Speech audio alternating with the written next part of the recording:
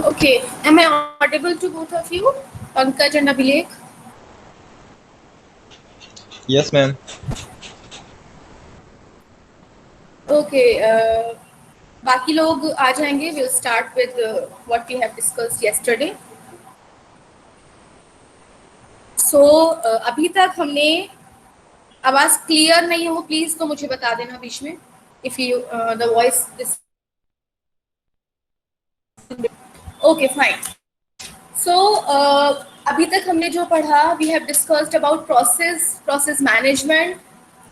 और हमने उसके अंदर सीपीयू शेड्यूलिंग पढ़ा, किस तरीके से हम प्रोसेस को शेड्यूल करते हैं ओवर सीपीयू. देन हमने पढ़ा कि कोऑपरेटिव प्रोसेस को किस तरीके से सिंक्रोनाइज करते हैं. एंड आफ्टर दैट उसके साथ जो प्रॉब्लम्स हैं related to deadlock and whatever that thing is, वो सब हमने अभी तक पढ़ा. नेक्स्ट हमारा मेन कंसर्न है जो हम पढ़ने वाले हैं आज, which is memory management. This is the last topic which is to be come in your GATE exam. हमने most of the topics cover कर लिए हैं that is related to GATE. And memory management is very important. It's हमेशा इससे कोई ना कोई question आता है गेट में, सो it is very important topic. तो आप लोग ध्यान से समझिएगा. देखिए, हमारा जो कंप्यूटर है, मतलब whatever our system is, अगर मैं कंप्यूटर की बात करती हूँ, let me talk about my system. So it is basically दो चीज़ें अगर हम देखें, it is basically compose of your CPU and second is your memory. ठीक है. तो सीपीयू से रिलेटेड जो भी चीज़ें थी, सीपीयू शेड्यूलिंग, सिंक्रोनाइजेशन, किस तरीके से कोऑपरेटिव प्रोसेस को सिंक्रोनाइज करना है, किस तरीके से सीपीयू के यूटिलाइजेशन इफेक्टिव करना है, किस तरीके से हमें सीपीयू को मैक्सिमम यूटिलाइज करना है, that we have already discussed about. Now what is the main concern for our, the second one is your memory. दूसरा हम जो पढ़ने वाले हैं which is related to memory. ये कुछ चीज़ें मैंने कल भी बताई थी, but I am revising it today also because कल बहुत कम लोग थे. सो मेमोरी की अगर मैं बात करती हूँ तो हमारा, हम क्या चाहते हैं, मतलब व्हाट वी वांट इज कि हमारे पास एज लार्ज एज मेमोरी हमारे पास होना चाहिए. मतलब मेमोरी की जो कैपेसिटी है it should be very large. मतलब जो साइज होना चाहिए मेमोरी का, वो जितना ज़्यादा होगा उतनी ही ज़्यादा प्रोसेसेस आप उसके अंदर अकोमोडेट कर सकते हो, उतनी ही ज़्यादा मल्टी प्रोग्रामिंग की डिग्री आप बढ़ा सकते हो as much as the size of the memory is. ठीक है. सेम अगर एक्सेस टाइम की मैं बात करती हूँ तो किसी भी मेमोरी में से किसी भी प्रोसेस को जो एक्सेस करने का जो टाइम होता है, मतलब to get any process from the memory, it should be very less. Access time should be very less. Third is your cost per unit, means it is about per unit cost. Per unit cost should also be less definitely. अगर आप पर unit cost हो या फिर cost per bit, ठीक है, अगर हम कोई भी डेटा फेच कर रहे हैं from our memory to the main memory, जो हम आगे पढ़ेंगे भी किस तरीके से करते हैं, तो उसको जो कॉस्ट उसमें लगना चाहिए that should also be less. So performance की बात हम अभी थोड़ी देर में करेंगे. पहले मैं capacity, access time, these are the three most important things that to be keep talking about the memory. ठीक है. तो लेकिन आप एक चीज देखो, ये तीनों की तीनों कैपेसिटी, मतलब memory, access time means to access the program in the memory should be less, cost per unit, cost per bit. ठीक है. लेकिन आप एक चीज देखोगे तो ये तीनों चीज आपकी नहीं हो सकती. अगर देखो मेमोरी का साइज ज्यादा होगा तो डेफिनेटली करने के लिए भी वक्त ज्यादा लगेगा. मींस जैसे जैसे साइज बढ़ेगा अपनी मेमोरी का, वैसे वैसे उसका एक्सेस टाइम ऑल्सो इंक्रीज होगा. इसी तरीके से अगर हम बात करते हैं, अगर साइज कम होगा, कॉस्ट होगी वो भी क्या हो जाएगी आपकी, कम हो जाएगी. तो मतलब समहाउ तीनों के तीनों अगर मैं अचीव करना चाहूँ, it is somehow difficult, it is somehow difficult. तो हम क्या करते हैं उसके लिए, the concept come hierarchy. Hierarchy का मतलब क्या है कि हर चीज को, कोई भी मैनेजमेंट हो, कोई भी, अगर हम लेवल्स की बात करते हैं कि हायर लेवल, लोअर लेवल पर जो भी चीजें होती है, that all divide some kind of hierarchy. Hierarchy का मतलब है किसी भी चीज को ऑर्गेनाइज करना लेवल वाइज, किसी भी चीज को organize such a way that it should be after one another, organize करना. तो हम मेमोरी में भी क्या करते हैं, हायरार्की करते हैं. हायरार्की करते हैं on the basis of access time, कि हम इस तरीके से हायरार्की करेंगे, इस तरीके से अपने मेमोरीज को रखेंगे कि उनका जो टाइम है, ये मतलब एक्सेस टाइम जो हो वो मिनिमाइज हो. ठीक है. सो एंड दैट हायरार्की है मेमोरी का हायरार्की है, that is totally depend on the based of your locality of reference. Locality of reference का मतलब क्या होता है कि अच्छा पहले हम एक बार हायरार्की देख लेते हैं। देखिए CPU which has to access the memory for executing any kind of program, अब वो प्रोग्राम होंगे स्टूडेंट्स, वो प्रोग्राम कहाँ से होंगे? आपके secondary memory, your magnetic tapes, your optical disk tapes and this whatever it is, this all will composed of your secondary memory। मतलब अगर एक लेवल बोलूं, अगर दिस इज द लेवल, मतलब अगर मैं 3 और 4 लेवल को एक लेवल कर, then this another level which is up to that is main memory, और which is इसको हम डायनेमिक, मतलब मेन मेमोरी इसका साइज सेकेंडरी मेमोरी से कम होता है और एक्सेस टाइम क्या होता है? ज्यादा होता है। बिकॉज मेमोरी का कंसेप्ट ही तब आता है when we are talking about कि हम टोटल की टोटल सेकेंडरी मेमोरी को एक्सेस नहीं कर सकते, बिकॉज उसके अंदर भी प्रोसेस को एक्सेस करने का जो टाइम रहेगा it will be more. So will talk about main memory. अब भी साइज में छोटा और फास्टर कौन सी मेमोरी होता है? Cache memory. आप लोगों ने CSO में भी पढ़ा होगा what is cash memories, fastest memory, and it is very it is having very less access time CPU to fetch the instructions or to execute the program। ठीक है, तो जो CPU होती है वो कैश मेमोरी होती है, वो सबसे ज्यादा फास्ट होती है एंड कॉस्टली भी होती है। तो आप एक चीज देख सकते हो, जो एरोज है, कॉस्ट का जो एरो है वो जा रहा है अपर डायरेक्शन में, मतलब जो आपके रजिस्टर्स और CPU, दिस इज मतलब जो आपकी cache memory very much costly than your main memory and then your secondary memory. Second memory जो हार्ड डिस्क होती है cheaper than your cache memory and your RAM। ठीक है, सिमिलरली अगर हम कैपेसिटी की बात करते हैं या की बात करते हैं तो उसका एरो जा रहा है डाउनवर्ड्स, मींस कि सेकेंडरी मेमोरी का साइज ज्यादा होगा main memory and similarly with cache memory. ठीक है, and your access time, memory का एक्सेस टाइम सबसे कम होगा, फिर उसके बाद मेन मेमोरी का ज्यादा, फिर बहुत ज्यादा। सो दिस इज द हायरार्की, मतलब एक बार हमने क्या किया, मेमोरी को रख दिया है कि एक के बाद एक के बाद एक के बाद। अब लोकेलिटी ऑफ रेफरेंस की अगर, तो फॉर एग्जांपल अगर ये CPU है और यहाँ पर हमारे पास सेकेंडरी मेमोरी है, हम मान लेते हैं सिर्फ हमारे पास एक सेकेंडरी मेमोरी है, इसके अलावा कुछ नहीं है, तो आप एक चीज देखो, मेमोरी में बहुत सारे प्रोग्राम्स होंगे, नंबर ऑफ प्रोग्राम्स होंगे, 1000 ऑफ प्रोग्राम्स होंगे, उनको एक्सेस करने के लिए अगर हम डायरेक्ट एक्सेस करेंगे तो definitely it will take time. तो what we do is we use to keep our programs in main memory. और डेफिनेटली कोई भी प्रोग्राम जब एग्जीक्यूशन के अंडर होता है तो व्हाट वी डू, कोई भी प्रोग्राम जब अंडर एग्जीक्यूशन होगा तो सेकेंडरी मेमोरी से वो कहाँ आएगा? मेन मेमोरी में, क्योंकि प्रोग्राम रन है जब हमने बोला है कि मेन मेमोरी में होता है। ठीक है, सो यू हैव टू, अगर फॉर एग्जांपल मैं बात करती हूँ तो that has to be done in main memory, लेकिन मेन मेमोरी से भी अगर आप CPU को एक्सेस करेंगे तो इट विल आल्सो टेक, उसको एक्सेस टाइम को कम करने के लिए हम यहाँ लगा देते हैं व्हाट? कैश मेमोरी कहते हैं हम, या cache memory, that comes the concept of cache memory. So the time to access the instructions from cache memory is very less than memory and then to secondary memory। This is how the levels work। ये आपका वही है जो अभी memory hierarchy में हमने देखा। Locality of reference का मतलब क्या होता है कि अब आप एक चीज देख सकते हो, फॉर एग्जाम्पल जो भी इंस्ट्रक्शन, अगर किसी भी प्रोग्राम में 100 इंस्ट्रक्शंस है, well a program is consisting of 200 instructions if I talk about, and currently I'm executing an instruction named as 100। ठीक है, मैं अभी एक इंस्ट्रक्शन एग्जीक्यूट कर रही हूँ that is naming as instruction number 100 and the program is consist of 200 instructions for example.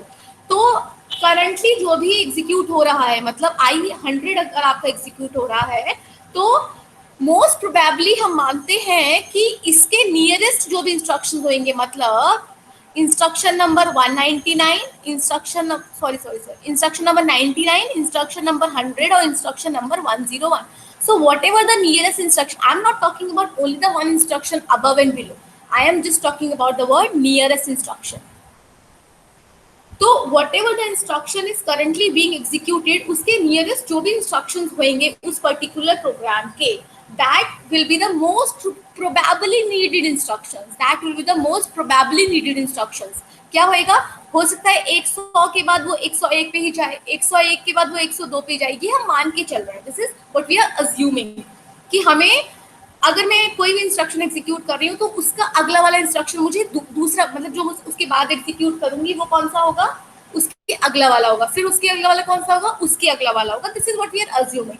तो हम क्या करते हैं, उसके पास वाले सारे instructions means the nearest instruction that is being currently executing instruction के जो भी नियरेस्ट इंस्ट्रक्शंस होंगे हम उनको क्या करेंगे, उनको भी फेच कर लेंगे इन the main memory, so that in future if I need the next instruction from the instruction that is being currently used, that is being currently executed, अगर मुझे चाहिए होगा तो हम यहीं से उसको फेच कर सकते हैं rather than going to secondary memory.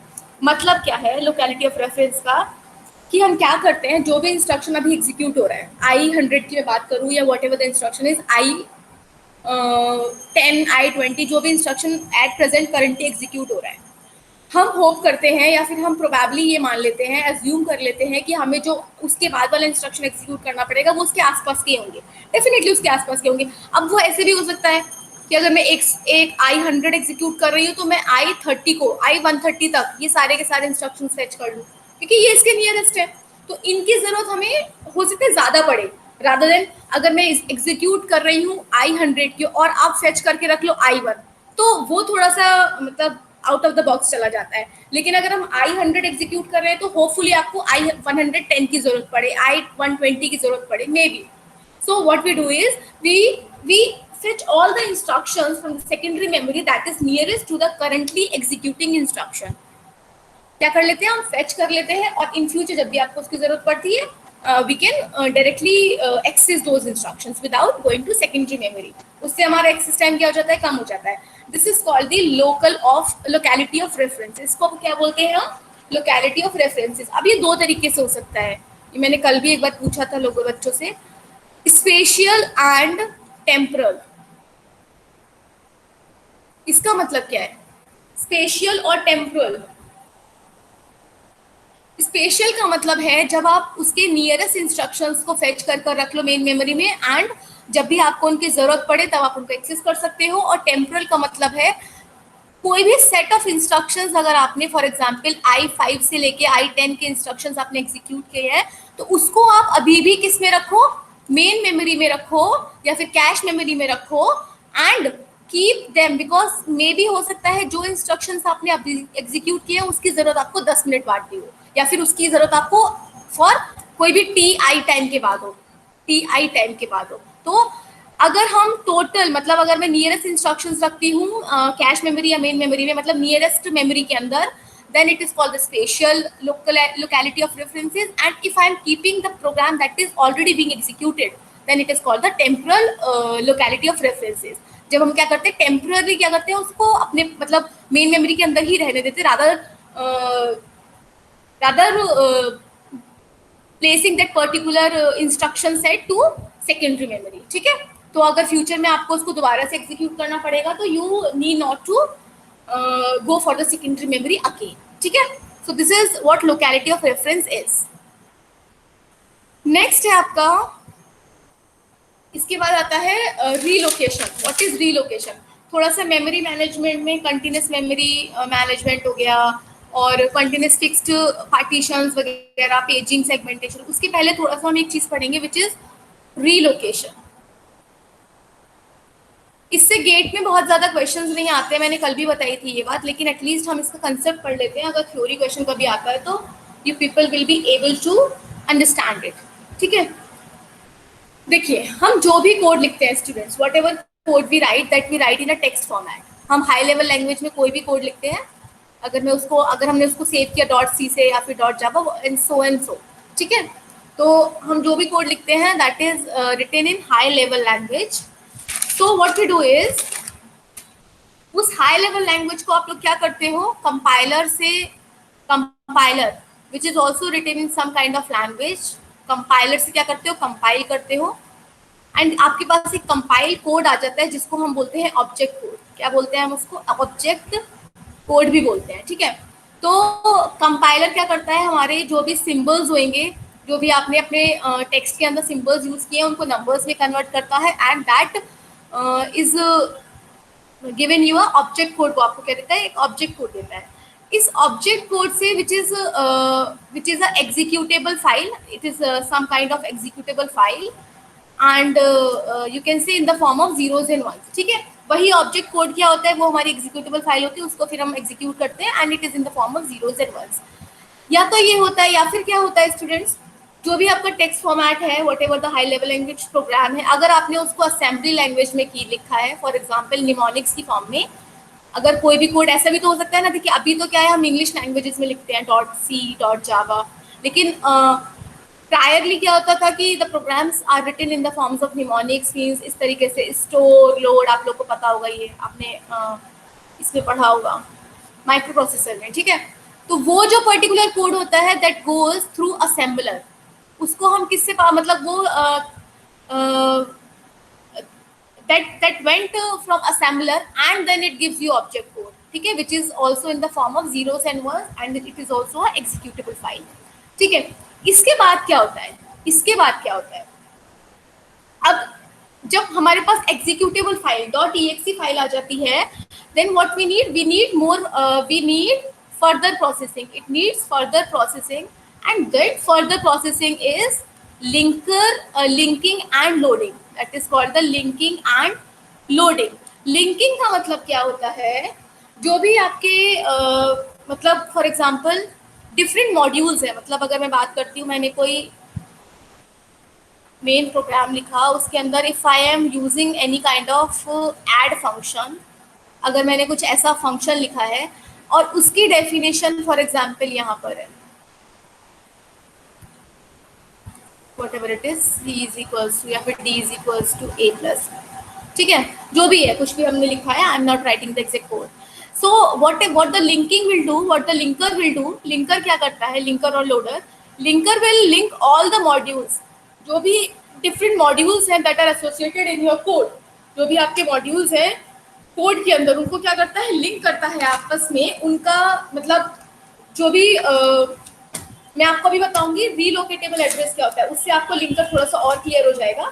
तो लिंकर का बेसिकली काम क्या है, डिफरेंट मॉड्यूल्स जो हैं आपके इसके किसी भी प्रोग्राम के, उनको लिंक करना आपस में. मतलब फॉर एग्जांपल जो ऐड फंक्शन मैंने लिखा है उसका कोई ना कोई एड्रेस होगा, और वो एड्रेस मतलब अब देखो जब कंपाइल करोगे तो ऐड ADD तो करके नहीं आएगा, उसका कुछ ना कुछ क्या रहेगा, एड्रेस रहेगा. तो वो क्या करेगा, लिंकर क्या करेगा, इस एड्रेस को इसको हटा के whatever it is written like this, इसका जो भी एड्रेस होगा, फॉर एग्जाम्पल 1000, तो it will link to that 1000, it will convert that particular add function to that to the given relocatable address, इसको हम बोलते हैं रीलोकेटेबल एड्रेस. ठीक है, सो लिंकर का काम होता है टू या फिर establishing the linking between different modules of a program in order to continue the function execution is called and this is done by linker, इसको हम linker बोलते हैं. लोडर क्या करता है, लोडर का काम होता है रीलोकेशन करना. वो क्या होता है मैं आपको बताती हूँ. फॉर एग्जाम्पल हम मान लेते हैं कि हाँ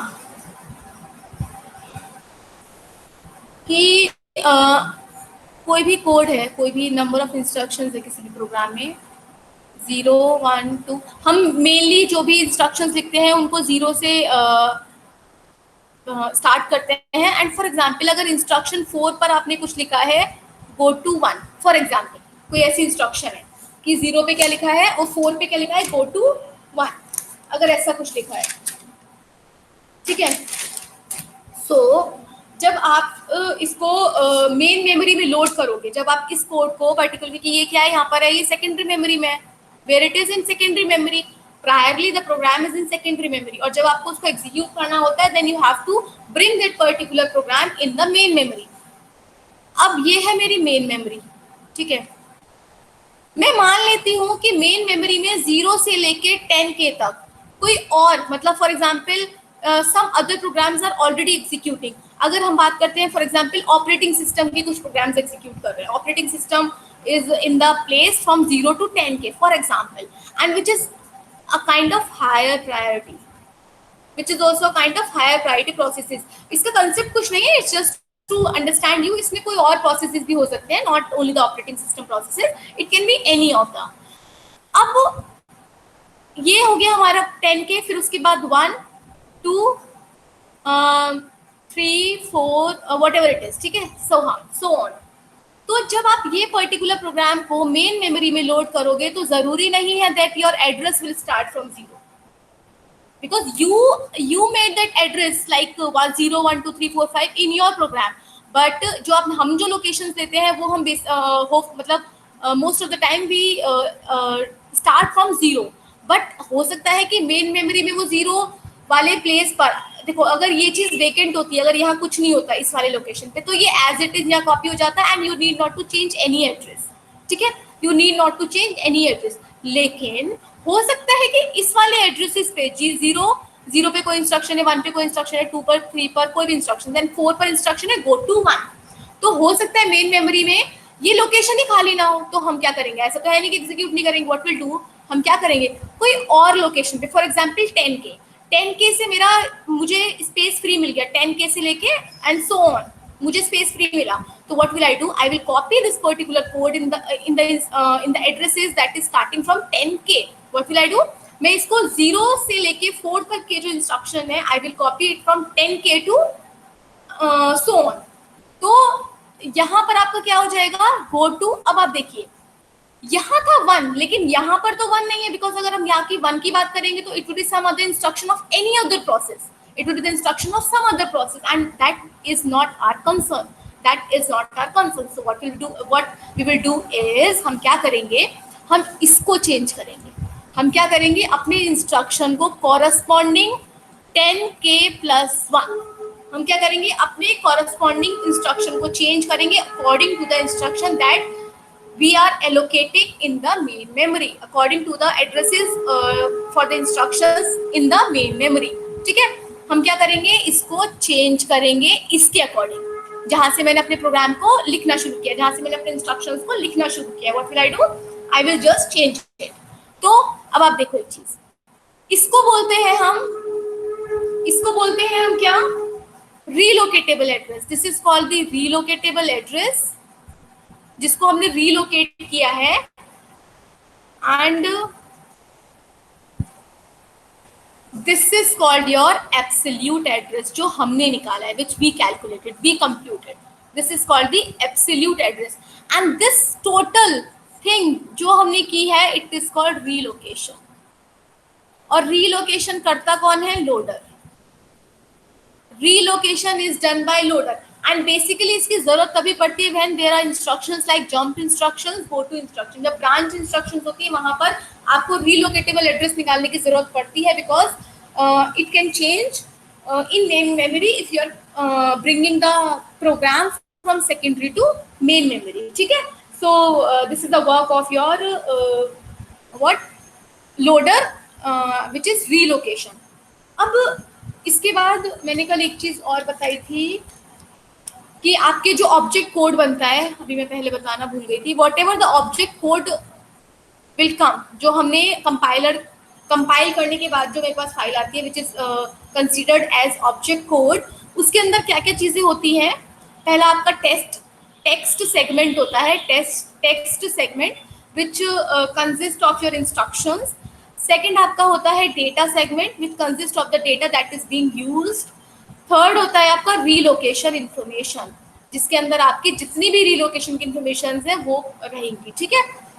नेक्स्ट है आपका सिंबल टेबल, सिंबल टेबल आप ये कंपाइलर में भी पढ़ोगे, अगर आपने अभी नहीं पढ़ा है, सिंबल टेबल मतलब whatever the symbols is given in your program, for example int ABC, तो एक टेबल क्रिएट हो जाती है जब कंपाइल होता है कोई भी कोड, तब एक टेबल क्रिएट हो जाती है, and it will take all the information, it will contain all the information related to your symbols, for example whatever the data type and whatever the variables you are using, means integer type का A use कर रहे हैं हम, integer type का B, integer type का C, so a kind of मतलब, और अगर printf की बात करते हैं तो whatever the symbols you are using in your program that will all be contained in your symbol table. तो जब आपका ऑब्जेक्ट कोड वाली जो फाइल बनती है उसके अंदर ये सारी इंफॉर्मेशन होती हैं, ऑब्जेक्ट कोड वाले फाइल में आपकी ये सारी इंफॉर्मेशन होती है, text, data, relocation, symbol and debugging info, ठीक है।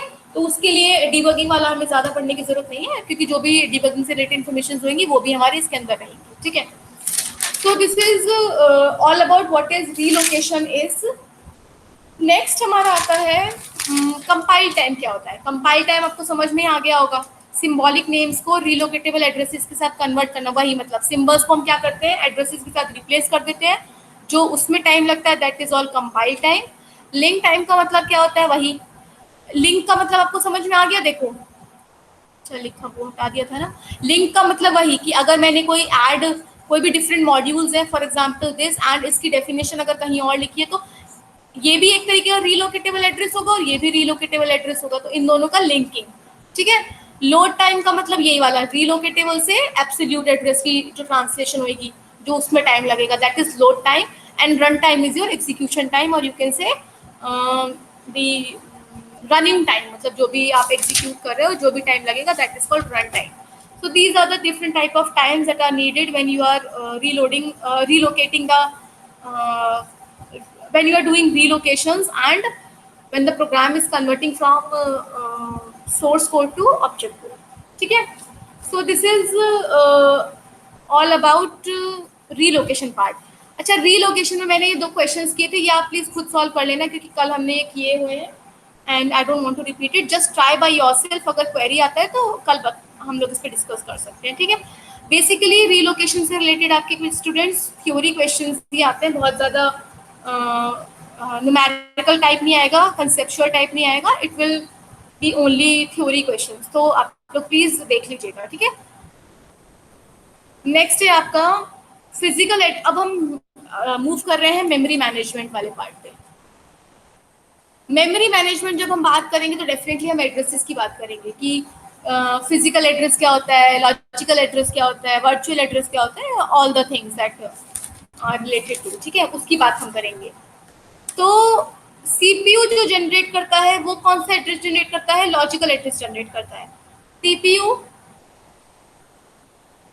एड्रेस जो जनरेट करता है वो करता है logical address, and that particular logical address is the address of secondary memory.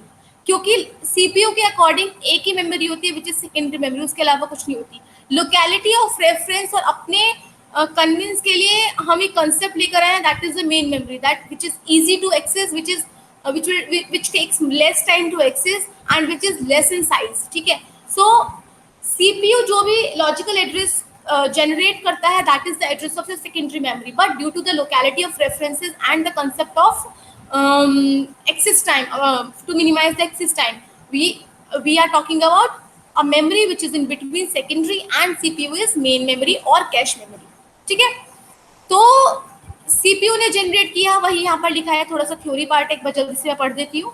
CPU जो जनरेट करेगा वो लॉजिकल एड्रेस, और उसको आप वर्चुअल एड्रेस भी बोल सकते हो. जो मेमोरी यूनिट को जो एड्रेस दिखता है, या फिर जो फॉर एग्जांपल ये मेन मेमोरी हो गया, ये सेकेंडरी मेमोरी हो गया, ये आपका सीपीयू हो गया. सीपीयू जनरेट करेगा मेन मेमोरी, लेकिन उसको हम कन्वर्ट करते हैं physical memory, because this is a physical address which is the address of main memory. So address seen by the memory unit, that is the one loaded into memory address of the memory, is commonly referred to as physical address. इसको इतना confuse होने की जरूरत नहीं है, just understand. CPU जो generate करेगा, क्योंकि सीपीयू के according only one memory is there which is a secondary memory, but there is also a memory which is main memory, और मेन मेमोरी का जो एड्रेस होता है that is the physical address. तो हमें लॉजिकल एड्रेस को convert करना पड़ता है फिजिकल एड्रेस में फॉर फर्दर प्रोसेसिंग, जो कि हम पेजिंग सेगमेंटेशन में पढ़ेंगे अभी. ठीक है. अब फॉर एग्जाम्पल अगर आपका फिजिकल एड्रेस, आपको एक चीज पता होगी, जस्ट 1 मिनट, एड्रेस ट्रांसलेशन मैं यहीं पर बता दूं या फिर ओके यहीं बता देती हूँ, क्योंकि उसका जरूरत आपको पड़ेगा जब हम पेजिंग वगैरह पढ़ेंगे ना, तो एड्रेस ट्रांसलेशन की जरूरत पड़ेगी. मैं सोच रही थी उसको बाद में बताएंगे, but okay will tell you now only. ठीक है. देखिए होता क्या है, let me add one slide over here.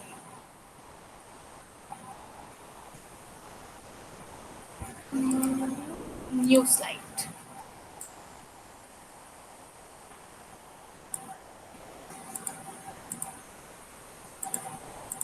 Fine. देखिए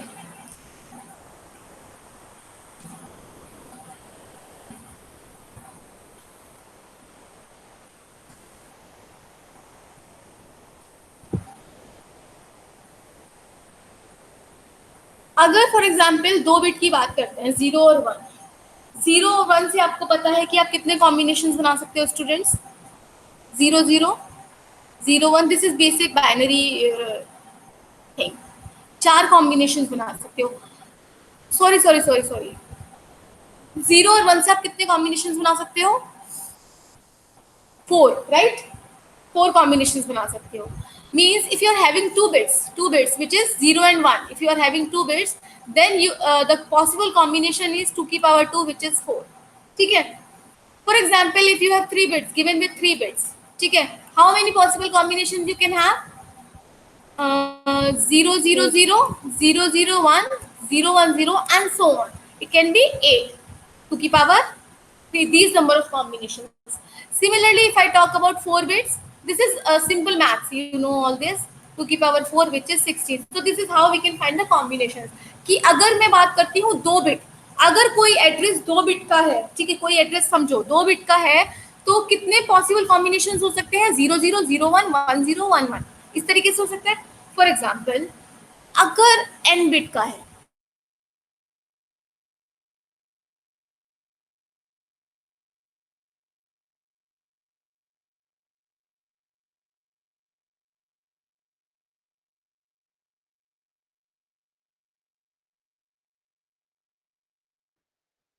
Ma'am, you are not audible.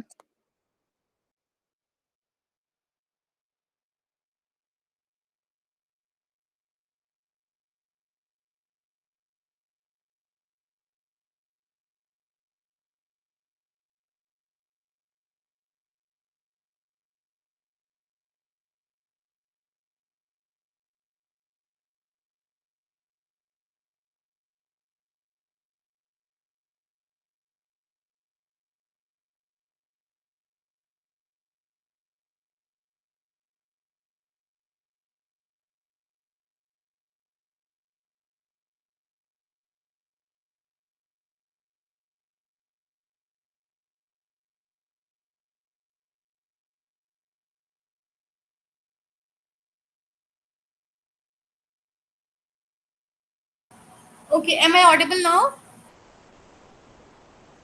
Yes, ma'am. Okay, fine, it's disconnected, that's why.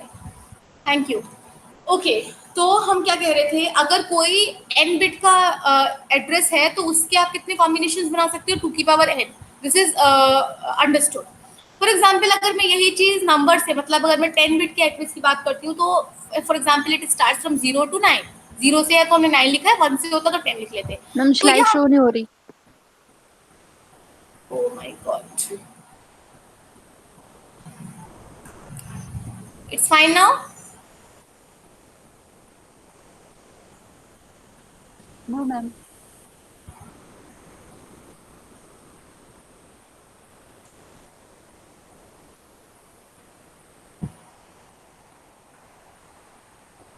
It's presenting, I don't no.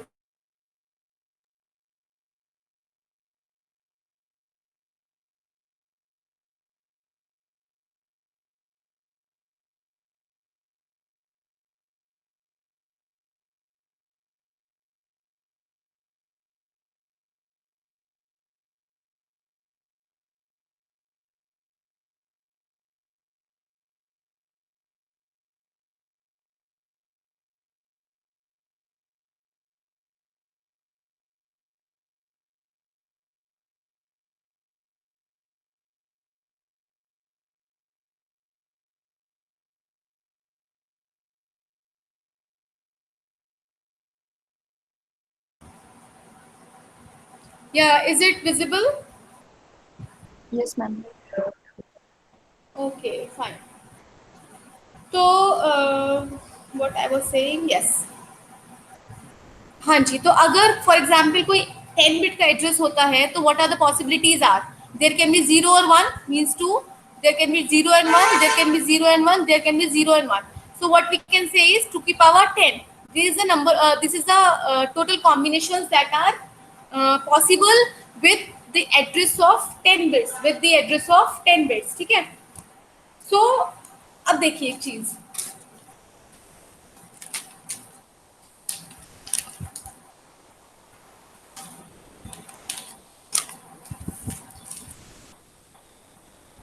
अगर ये memory है, if this is the memory part and it is like 10 bits का है, तो कितने combinations present है? 0 से 1 0 2 3, these are the number of addresses that are possible. ठीक है, अब उसमें अलग अलग कॉम्बिनेशंस हो सकते हैं, कोई 0 कोई 1, मतलब वो जो भी है। ठीक है, तो टोटल कितने हैं? 0 से 1 0 2 3। अब ये तो हो गए टोटल नंबर ऑफ एड्रेसेस कितने हैं, लेकिन हर एड्रेस का कुछ ना कुछ साइज होगा, ये आपको गिवन होगा। कि अगर हम बोलते हैं byte addressable, most of the time हम कंसीडर करते हैं जो हमारी मेमोरी है दैट इज बाइट एड्रेसेबल और वर्ड एड्रेसेबल, ये आपको गिवन होगा क्वेश्चन में। अगर कुछ भी गिवन नहीं है तो जस्ट टेक इट 1 बाइट, मतलब हर इसका जो हर इंस्ट्रक्शन का, फॉर एग्जांपल मैं बात करूं, या फिर हर एक इसका एड्रेस का जो, मतलब देखिए टोटल एड्रेसेस है 1024 एंड हर एड्रेस का जो साइज है what is this byte addressable, मतलब मैं मान लेती हूँ 1 बाइट का 1 बाइट का एक एड्रेस है। अगर हमें गिवन नहीं है तो की हम बात कर रहे हैं, if it is not given then we are considering it as 1 byte. ठीक है, तो अब हम इससे एड्रेस स्पेस कैसे निकालते हैं, मतलब हमारी टोटल जो मेमोरी होगी उसका साइज क्या होगा, वो हम कैसे निकालेंगे? अच्छा एक चीज बताओ, जो मेमोरी का ये टोटल जो मेमोरी का साइज वो इस पे डिपेंड करता है कि कितने नंबर ऑफ एड्रेसेस हैं आपके, या फिर इस पे डिपेंड करता है कि हर एड्रेस का क्या साइज है? मतलब it is like this, total जो आपका साइज होएगा मेमोरी का वो क्या होगा students? Total size of memory it will be equal to जितने एड्रेसेस हैं दैट टू की power n into what, into 1 byte which is the size of each, जो भी मतलब इतने एड्रेसेस हो गए हमारे पास, और हर एड्रेस का साइज क्या है? 1 byte. For assuming we took this, लेकिन अगर आपको क्वेश्चन में ऑलरेडी गिवन है कि जो आपका साइज है वो 2 बाइट है, 3 बाइट, 2 बाइट है, 4 बाइट है, या what ever it is given, या फिर 1 वर्ड है, 4 वर्ड है, जो भी गिवन है, अगर गिवन है तो आप वही लोगे जो क्वेश्चन में है, लेकिन अगर गिवन नहीं है तो जस्ट टेक इट 1 बाइट। तो दिस इज 2 की power n into 1b, 1 byte, this is the size of this particular memory, this is the size of this particular memory। ठीक है, ये साइज हो जाएगा इस मेमोरी का। अब इस पे क्वेश्चंस कैसे आते हैं मैं आपको थोड़ा सा बताती हूँ। Wait for a second.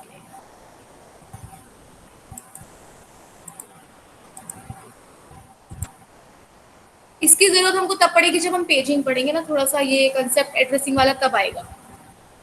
For example n bit के लिए n बिट का अगर एड्रेस होगा तो उसमें कॉम्बिनेशन हो जाएंगे 2 की पावर n इतने number of addresses into size of location, into size of location लिख सकते हैं हम, and size of location is what, this is your size of location which is 1 byte, हम ले रहे हैं उसको अज्यूम कर रहे हैं। ठीक, तो एग्जाम्पल अब हम इसको कैसे समझ सकते हैं, देखिए फॉर एग्जाम्पल अगर ये आपका एक 14 बिट का एड्रेस दे रखा है, so what is the address space, what is the, अगर ये मैं इसको बोल लेती हूँ for example logical address, if I से इट अ लॉजिकल एड्रेस, और यू कैन से it physical address also, that doesn't matters. ठीक है, अगर मैं इसको बोलती हूँ कि सीपीयू ने 14 बिट का लॉजिकल एड्रेस जनरेट किया है, so what is the logical address space. Address space क्या होगा, हम लॉजिकल एड्रेस भी हटा देते हैं, this is some address which is of 14 bits, and what is the address space of this particular 14 bits? So how we can find it? 2 to the power whatever the number of bits is, because this is the number of bit, n की value हमारी 14 हो गई, into, अब ये आपको given होगा कि जो मेमोरी है वो है byte addressable, so it will be into size of the location which is 1 byte. तो आप इसको कैसे लिख सकते हो, how we can write this, how we can write this?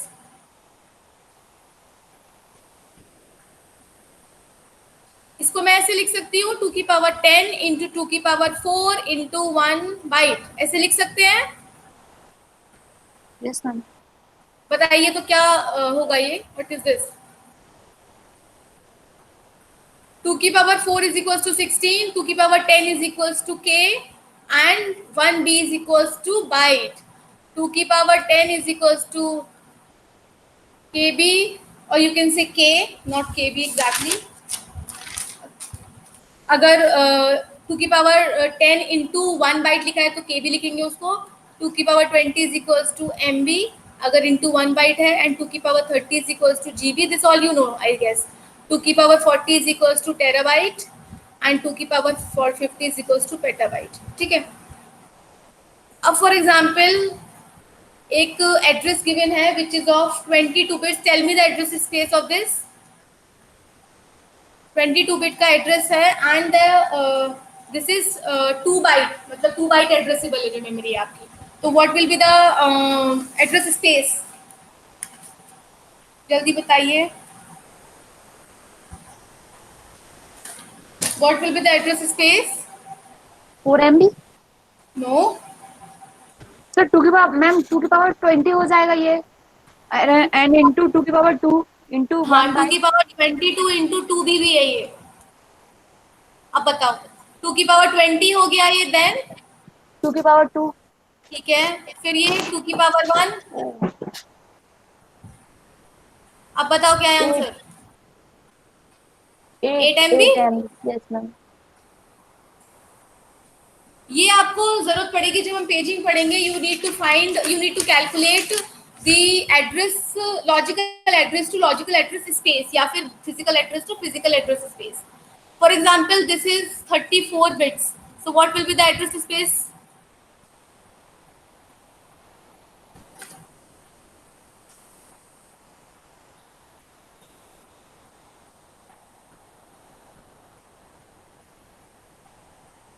बताइए.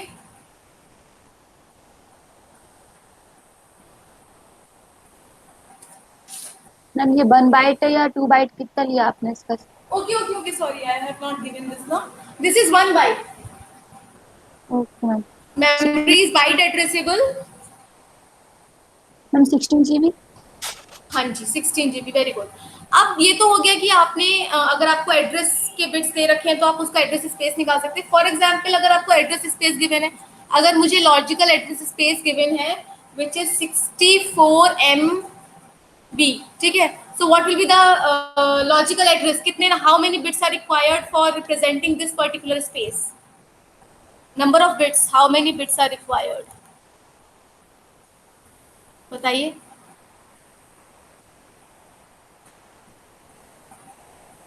And for byte addressable, this is also 2 to the power 6. हाँ जी into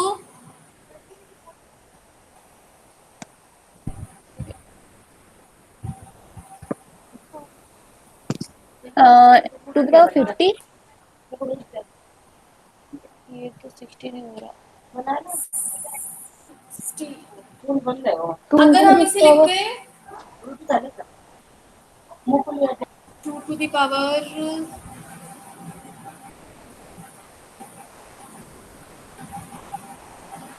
6 into 2 to the power. Ma'am ये नहीं हो सकता. 2 की पावर 50 इंटू 2 की पावर 16 हो जाएगा फिर. फिर 2 की पावर 16 का आपको वो करना पड़ेगा ना. नहीं, यस मैम. ऐसे कर सकते हैं इसको. 2 की पावर 30 इंटू 2 की पावर 30 यस मैम. कर सकते हैं, विच इज 2 GB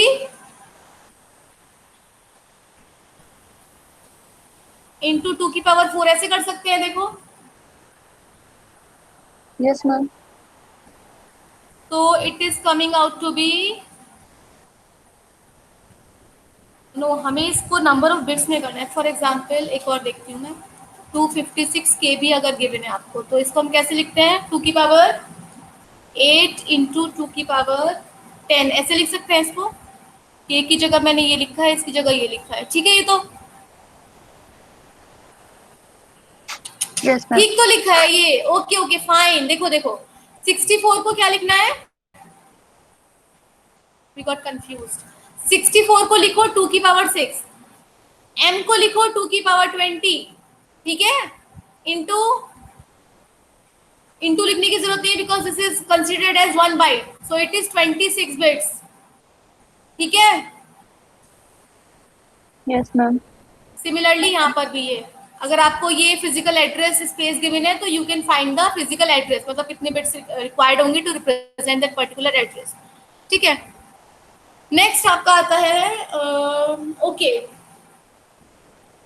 लॉजिकल, ठीक है, डायनेमिक रिलोकेशन यूजिंग, हमने रिलोकेशन पढ़ लिया अभी कि क्या होता है कि हम कन्वर्ट करते हैं अपने एड्रेस को टू द रिलोकेटेबल एड्रेस, ठीक है, मतलब रिलोकेटेबल एड्रेस को to absolute address we convert with the help of loader. Now जो आपका सीपीयू है वो कौन सा एड्रेस जनरेट कर रहा है, लॉजिकल एड्रेस, फॉर एग्जांपल उसने ये जनरेट किया, तो जो हमारा एमएमयू होता है, मेमोरी मैनेजमेंट यूनिट, इसका काम क्या होता है, it is you can say, okay,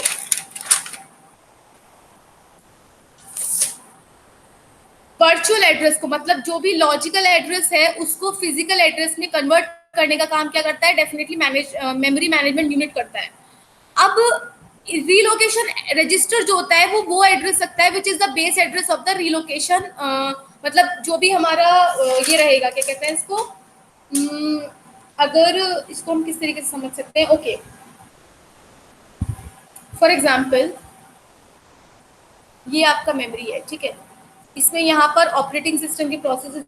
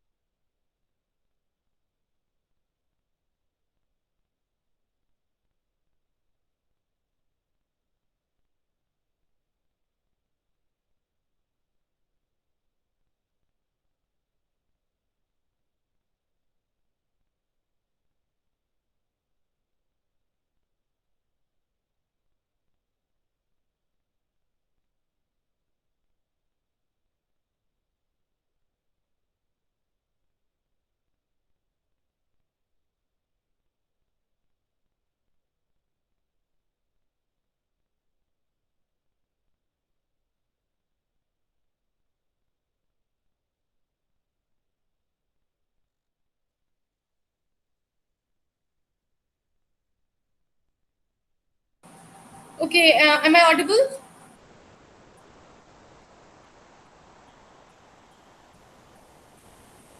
Am I audible?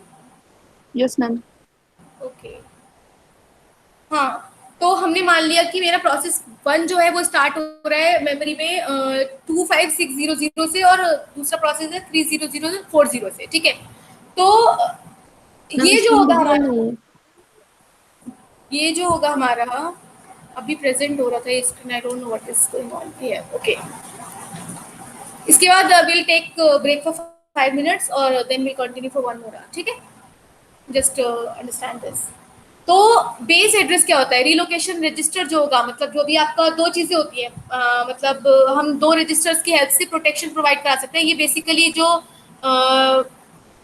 Help होता है that is in the protection, ठीक है, या उसको भी छोड़ दीजिए, आप दो रजिस्टर हम यूज कर रहे हैं, पहला हम बेस एंड दूसरा आपका लिमिट। बेस रजिस्टर क्या स्टोर करता है, which is the starting address, which is the starting address, for example process P1 के लिए बात करेंगे तो base address will be 25600, process P2 की बात करेंगे तो base address will be this, and what is the limit, size of this, limit क्या हो जाएगी हमारी, बेस एड्रेस होता है वो होल्ड करता है स्मॉलेस्ट लीगल फिजिकल मेमोरी को, मतलब स्मॉलेस्ट इन द सेंस जो आपकी स्टार्टिंग रहेगी, जो आपका बेस रहेगा वहां से, एंड जो लिमिट होगी वो होगी आपकी साइज ऑफ जो रेंज, जिस रेंज में आप बात कर रहे हैं। तो अगर मैं मानती हूँ कि मेरे बेस रजिस्टर के अंदर वैल्यू है 30040, then limit will be 420940 minus this, what will be the limit, 240940 minus this, तो this will be the limit, मतलब साइज जो रेंज जो रहेगी उसका वो हम किसमें स्टोर करते हैं, लिमिट रजिस्टर में। तो एमएमयू क्या करता है, जो भी आपने लॉजिकल एड्रेस सीपीयू ने जनरेट किया उसको एड ऑन करता है with the relocation register, relocation register के एड्रेस के साथ क्या करता है, उसको ऐड करता है, and it gives you what, physical address which is the address of your main memory, because logical address क्या है जो सीपीयू ने जनरेट किया and it considered it as address of secondary memory, पर हम जो प्रोग्राम एग्जीक्यूशन के time पे लाते हैं which is in the main memory, then we need to have the address of that particular main memory and which is represented in the form of physical address. तो हमें क्या करना पड़ता है, with the help of MMU we used to combine your logical address with the relocation register which is containing the address of your this, मतलब जो भी हमारा जहाँ से स्टार्ट हो रहा होगा वहाँ से, and it combines with that particular logical address and it gives you physical address. This is a very basic and you can say with basic phenomena how CPU and memory combine with the help of MMU. ठीक है, अब इसके बाद आपका main important part आता है जिसमें gate में क्वेश्चंस आते ही आते हैं, which is continuous memory allocation, which is continuous memory allocation. ठीक है, होता क्या है, देखिए हमारा जो मेमोरी है, जो हमारा हम बात कर रहे हैं इतनी देर से कि main memory, secondary memory, that we are talking about all the things. ठीक है, वो बेसिकली मेन मेमोरी जो है उसके अंदर हमारा ऑपरेटिंग सिस्टम के कुछ प्रोग्राम्स होंगे और बाकी हमारे यूजर प्रोग्राम्स होंगे अलग अलग एड्रेसेस पे, दैट डजंट मैटर्स। तो जो हमारी मेन मेमोरी होती है students, what ever the main memory is, this is for example my main memory, it is divided into what, it is divided into some partitions, it is divided into some partitions। अब वो partitions fix भी हो सकते हैं, variable भी हो सकते हैं। for example it is divided into two kind of partitions। ठीक है, and जिसको हम बोलते हैं फिक्स पार्टीशनिंग, जिसको हम बोलते हैं फिक्स पार्टीशनिंग। जो आपका मेन मेमोरी है, ये अगर ये मेन मेमोरी है तो ऑपरेटिंग सिस्टम और उसके अलावा क्या होंगे, यूजर प्रोग्राम्स होंगे। अब ऑपरेटिंग सिस्टम को और लोअर लेवल पे भी लिख सकते हो और हायर मेमोरी पे भी लिख सकते हो, it is all depend on the memory organization के उस पर डिपेंड करता है, उसमें हम नहीं जाएंगे। ठीक है, तो operating system can be in the low memory as well as in the high memory place, कहीं भी प्लेस कर सकते हो आप इसको। बाकी उसके अलावा आपके यूजर प्रोग्राम्स रहेंगे। ठीक है, तो जो मेन मेमोरी होती है वो आपकी डिवाइडेड होती है फिक्स पार्टीशंस में, जिसको हम फिक्स पार्टीशनिंग भी बोलते हैं। मतलब जो हमारे पार्टीशंस होते हैं वो फिक्स्ड रहते हैं। फिक्स का मतलब ये नहीं है सेम साइज के रहते हैं, फिक्स का मतलब ये है कि अगर मैं बात करूं ये 10K का है, ये 4K का है, तो ये फिक्स रहेगा 10K, इससे वैरी नहीं करेगा। ऐसा नहीं है कि ये 10 का है तो ये भी 10 का होगा, that doesn't mean. Fix partitioning का मतलब होता है कि फिक्स रहेगा, मतलब एक पार्टीशन है किसी भी मेमोरी का, जो डिवाइड हुआ है, जो एक पार्टीशन है पर्टिकुलर मेमोरी का, वो क्या है, फिक्स रहेगा, वो वेरी नहीं करेगा। उससे प्रॉब्लम्स आती हैं, कॉन्टिन्यूअस मेमोरी एलोकेशन से क्या आती है, फिर प्रॉब्लम्स आती हैं। That problem is called fragmentation. Fragmentation आप लोगों ने सुना होगा। फ्रेगमेंटेशन का मतलब क्या है कि अगर ओके फॉर एग्जाम्पल ये मेमोरी है जो हम बात कर रहे हैं इसके अंदर। अब इसमें कुछ पार्ट, फॉर एग्जाम्पल यहाँ पे लोअर में मैंने ऑपरेटिंग सिस्टम रखा है, बाकी में मैं यूजर प्रोसेसेस रखूंगी, यूजर प्रोग्राम्स रखूंगी। ठीक है, फॉर एग्जाम्पल ये सारी की सारी, या इसको यहाँ बना लेते हैं।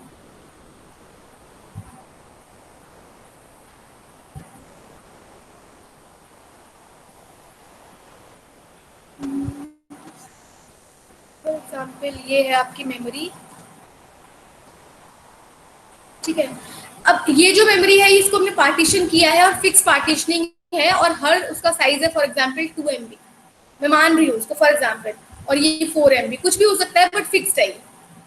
ठीक है, कोई प्रोसेस आया विच इज ऑफ साइज 1 MB, तो मैं अब हमारे पास कोई भी मतलब हम क्या कर रहे हैं, हम स्टार्टिंग से ही अलॉट कर रहे हैं, तो what will I do, I will place 1 MB process in this 2 MB slot, और इसके बाद ये बाकी का जो स्पेस है ये क्या रह जाएगा, ये बाकी का स्पेस जितना भी है which is with the green colour, it is empty, it is wasted, it is wasted because we are having process of 1 MB but हमारे जो पार्टीशंस हैं it is of 2 MBs, so what will happen, it is wasted, this is called your internal fragmentation। इसको बोलते हैं हम internal fragmentation. हाँ, fragmentation दो तरीके का, इसको बोलते हैं जब भी फॉर एग्जांपल ये हमारा ऑपरेटिंग सिस्टम है, यहाँ पर यहाँ मेरे कुछ प्रोसेसेस हैं, यहाँ पर मैंने पार्टीशन किया हुआ है, पार्टीशन का साइज फॉर एग्जांपल 2 MB है, मैं मान लेती हूँ। कोई प्रोसेस आया of size 1 MB and I have to accommodate that particular process in any partition, so what will I do, I will accommodate that particular process here 1 MB, लेकिन मेरा जो बाकी का 1 MB है वो वेस्ट हो गया है, और अगर इसके बाद भी अगर कोई प्रोसेस आता है which is of 2 MB, which is of 4 MB, whatever it is, ठीक है, तो this particular space is wasted, which is this 1 MB is wasted, and this is called your internal fragmentation. तो जब हम continuous memory allocation करते हैं तो internal fragmentation is the problem that comes. What is, और एक चीज और होती है इसमें, एक और प्रॉब्लम होती है with the continuous memory allocation में। एक तो हो गया आपका इंटरनल फ्रेगमेंटेशन, दूसरा होता है कि जितने पार्टीशंस होंगे सिर्फ उतने ही प्रोसेसेस आप अकोमोडेट कर सकते हैं। क्योंकि देखो, अगर आपने इस वाले पार्ट में प्रोसेस P1 को डाला है तो आप दूसरे वाले पार्टीशन में P2 को डालोगे, कभी भी आप यहाँ नहीं कर सकते। You can not place your process P2 in the remaining space of partition 1। इस वाले पार्टीशन के बाकी के जो 1 MB का स्पेस बचा है, आप इसमें प्रोसेस को नहीं अकोमोडेट कर सकते, आपको दूसरे ही पार्टीशन में करना पड़ेगा। दैट्स वाई जितने नंबर ऑफ पार्टीशंस हो सकते हैं सिर्फ उतने ही प्रोसेसेस को आप अकोमोडेट कर सकते हो। This is the limitation of your continuous memory allocation. Now come out to be external fragmentation भी फेस करनी पड़ती है कभी कभी when we are allocating the memory in the continuous manner. External fragmentation क्या होता है? फॉर एग्जाम्पल, ये है आपका ऑपरेटिंग, ये है आपका मेमोरी, मेन मेमोरी की बात कर रहे हैं। यहाँ पर हमने ऑपरेटिंग सिस्टम को कर दिया है। फॉर एग्जाम्पल कुछ स्लॉट्स हैं 2M, इसको हमने पार्टीशन किया है 2 MB, 4 MB, 4 MB and 10 MB।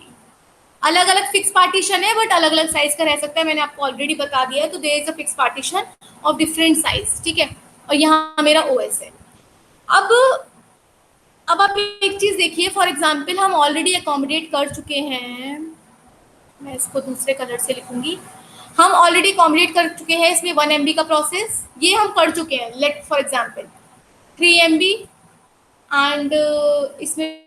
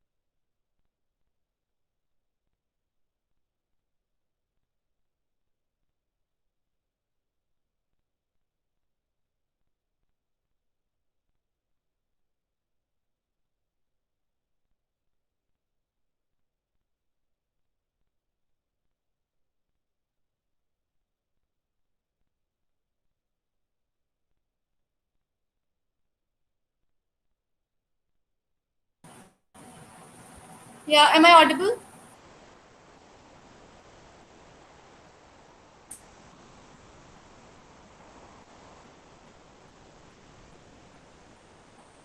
Am I audible?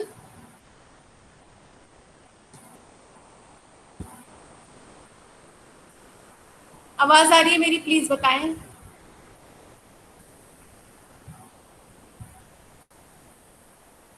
Rohit अभिलेख, am I audible to you? Yes, ma'am. Okay fine. तो हम क्या कर सकते हैं, जो भी फिक्स, अगर हम फिक्स पार्टीशनिंग करते हैं अपनी मेमोरी में, then that is directly proportional to जितने पार्टीशन होंगे, and that will effect your degree of multi programming, क्योंकि उतने ही प्रोसेसेस आप अकोमोडेट कर सकते हो जितने आपके पार्टीशन होंगे, ठीक है। So this is memory management technique. हमने मैं आपको बता देती हूँ, 2 तरीके के मेमोरी मैनेजमेंट टेक्निक्स होते हैं। I don't know whether I have written this. हाँ, मैं यहाँ लिख के बता देती हूँ आपको, इसके बाद हम वो चीज़ पढ़ेंगे। मेमोरी मैनेजमेंट के टेक्निक्स हैं, ओ सॉरी, हाँ जी,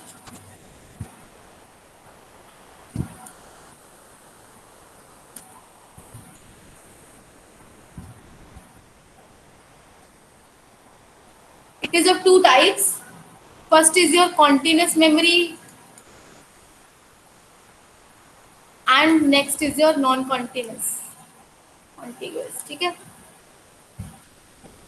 कॉन्टिग्यूस में 2 तरीके से आप कर सकते हो, एक तो fix partitioning, fix size partition कर सकते हो या तो अपनी मेमोरी को, जिसमें मैंने बताया आपको इंटरनल फ्रेगमेंटेशन, एक्सटर्नल फ्रेगमेंटेशन, और प्लस कि जितने पार्टीशन होंगे उस पर आपकी degree of multi programming depend करता है, वो प्रॉब्लम्स है इसके साथ। नेक्स्ट आता है आपका वेरिएबल साइज पार्टीशनिंग। ये क्या होता है अभी थोड़ी देर में बताती हूँ। नॉन कंटिन्यूअस टेक्निक्स में आपके आते हैं पेजिंग, जो कि वेरी इंपॉर्टेंट टॉपिक है मेमोरी मैनेजमेंट का। नेक्स्ट आपके पेजिंग में ही एक चीज होती है, हम पढ़ते हैं मल्टी लेवल पेजिंग।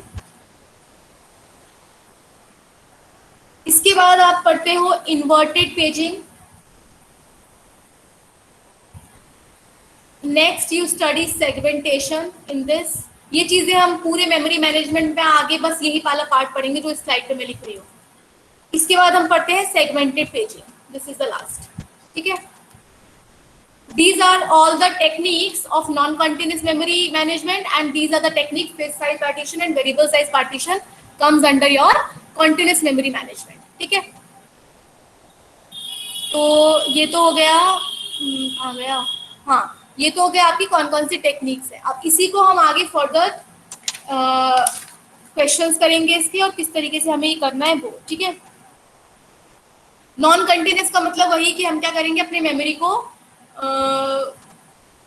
जो हमारा मेमोरी एलोकेशन होगा वो उसको सेगमेंट्स में डिवाइड करेंगे और डिफरेंट पोजीशंस पे उसको स्टोर कर सकते हैं। नॉन कंटिन्यूस का मतलब क्या है कि अगर फॉर एग्जांपल, कंटिन्यूस मैंने आपको भी बताया ही है, नॉन कंटिन्यूस का मतलब फॉर एग्जांपल ये आपकी मेन मेमोरी है, तो आपको पूरा का पूरा प्रोसेस, फॉर एग्जांपल प्रोसेस है एक जिसमें P1 P2 ये डिफरेंट पेजेस हैं इसके, अभी मैं बताऊंगी पेजेस क्या होते हैं। ये पूरा का पूरा प्रोसेस है फॉर एग्जांपल X, तो you need not to store the total program in a continuous manner, rather you can store it like this, कि अगर आपके पास ये वाला स्पेस ऑक्यूपाइड है एंड आपका ये वाला स्पेस ऑक्यूपाइड है, तो आप इसको ऐसे स्टोर कर सकते हो लाइक दिस, P1 यहाँ पर, P2 यहाँ पर, P3, मतलब you can divide the process in the segments की फॉर्म में, and then we can store them in the different locations rather than storing them in a continuous manner, ठीक है, ऐसे हम इसको कर सकते हैं। So this is we will study non continuous part, लेकिन अभी हम पढ़ेंगे continuous memory allocation which is fixed size partitioning या फिर variable size partitioning, ठीक है। हाँ जी, hello, am I audible? Hello ma'am, external से बता दीजिए। External external fragmentation, okay fine. External fragmentation का तब चला गया था नेट। इसका मतलब क्या होता है, देखो यहाँ पे बता देती हूँ। अगर फॉर एग्जांपल ये है आपकी main memory and this is this, तो मैं मान लेती हूँ कि मैंने इसको पार्टीशन किया है and it is fixed, but fix है तो इसका मतलब ये नहीं है कि साइज पार्टीशन का सबका सेम रहेगा। फॉर एग्जांपल इसका है 2 MB, 2 MB, 4 MB and 10 MB, it can be anything. अब मैं मान लेती हूँ कि मैंने ऑलरेडी कुछ प्रोसेसेस अकोमोडेट कर दिए हैं, मतलब मैंने कुछ प्रोसेसेस अकोमोडेट कर दिए हैं। फॉर एग्जांपल 1 MB का प्रोसेस इसमें ऑलरेडी है, 1 MB इसमें है, 3 MB इसमें ऑक्यूपाइड है, 9 MB इसमें है। तो आप एक चीज देख सकते हो कि हर स्लॉट के अंदर एक एक एमबी क्या है, फ्री है। आप देख सकते हो हर स्लॉट के अंदर एक एक एमबी स्पेस फ्री है। फॉर एग्जाम्पल कोई प्रोसेस आ जाता है इसके बाद 2 MB का या मोर देन 2 MB या फिर 1 MB का, वट एवर इट इज, ठीक है, सब में एक एक एमबी फ्री है। तो हमारे पास स्पेस तो है, टोटल स्पेस वी हैव, हमारे पास टोटल 4 MB का स्पेस है अभी, लेकिन ड्यू टू नॉन कॉन्टिन्यूस, ये कॉन्टिन्यूस मैनर में नहीं है, ये स्पेस क्या है, ये कॉन्टिन्यूस नहीं है, कॉन्टिन्यूस नहीं है। दैट्स वाई हम 2 MB के प्रोसेस को अकोमोडेट नहीं कर सकते, दैट्स वाई हम किसी और प्रोसेस को अकोमोडेट नहीं कर सकते। इट मीन्स कि we have space, we have free space, but because of it not in a continuous manner, we cannot accommodate any other process in this particular partition, हम नहीं कर पा रहे हैं, ठीक है। बिकॉज अगर ये चीज कॉन्टिन्यूस होती, हमारे पास 4 MB का स्पेस तो है लेकिन ये वेस्ट हो रहा है, दिस इज अ वेस्टेज। तो टोटली अगर आपके पास स्पेस अवेलेबल है but you can not use that particular space, that means it is external fragmentation, ठीक है। और मैम वो रेशियो वाला क्या बताया था, that proportion?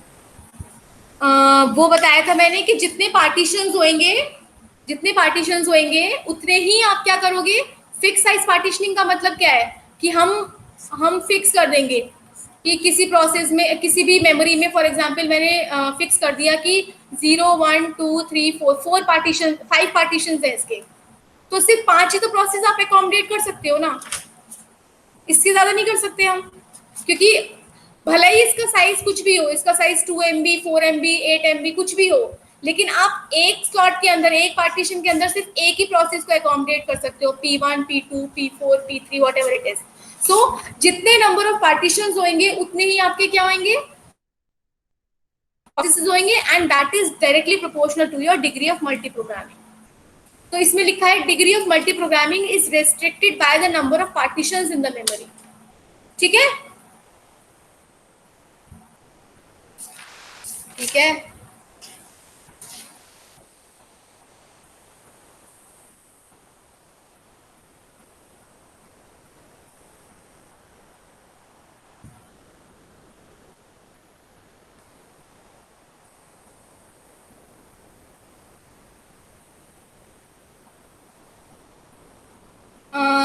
Am I audible? Yes ma'am. Okay, fine. ठीक है, तो अब यही पढ़ाया था कल, यही एक्चुअली रीलोकेशन पढ़ाया था, बट आज मैंने वो पूरा ही रिवाइज कर दिया बिकॉज कल बहुत कम लोग थे। अच्छा, ओके। तो मेमोरी मैनेजमेंट ही स्टार्ट किया था, तो आज मैंने सारा ही कुछ रिपीट कर दिया इनफैक्ट। ओके। तो हम थोड़ा सा एक बार इसमें और कुछ थोड़ा सा पढ़ लेते हैं related to fix size partitioning and variable size partitioning. तो फिक्स साइज का मतलब हमने बता दिया आपको, वेरिएबल साइज क्या होता है, या इसको थोड़ा सा और मैं ट्राई करती हूँ एक्सप्लेन करने का। ओके,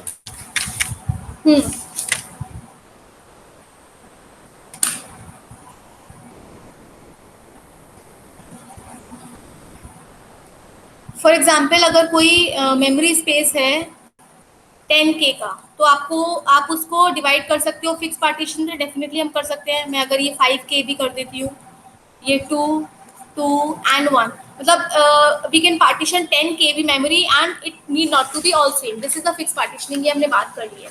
कितने पार्टीशन होंगे और हर पार्टीशन का साइज क्या होगा, that is totally depends on the architecture of, totally depends, ठीक है, किस तरीके से आपका डिजाइन है उस पर डिपेंड करेगा कि कितने पार्टीशन होंगे और किस साइज के होंगे, ठीक है। फॉर एग्जाम्पल अगर कोई प्रोसेस आ जाता है, इसी में कोई प्रोसेस आता है P1 में, मान लेते 4 KB का, तो this is only the partition which can accommodate the 4 KB। उस केस में आपका ये 1 KB क्या हो जाएगा, वेस्ट हो जाएगा, ठीक है। तो फिक्स पार्टीशनिंग पॉलिसी में हम क्या फेस करते हैं, हमने बताया ऑलरेडी इसकी लिमिटेशंस क्या है, इंटरनल फ्रेगमेंटेशन, क्योंकि एक पार्टीशन के अंदर एक ही प्रोसेस रहेगा, अब उस प्रोसेस का कोई भी साइज हो।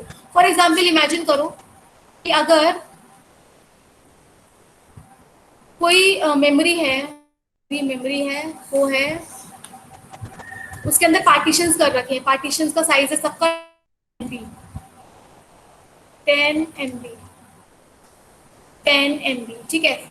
अब आप मानो कि जो प्रोसेसेस आ रहे हैं वो सिर्फ आ रहे हैं 2 MB के, तो बाकी का जो 8 MB क्या हो जाएगा, वेस्ट हो जाएगा, because only one process can be there in one partition, process can be there in one partition. वही चीज वेरिएबल में नहीं होती है, वेरिएबल पूरी पूरी मेमोरी है मेरे पास, जैसे जैसे रिक्वायरमेंट होगी वैसे वैसे।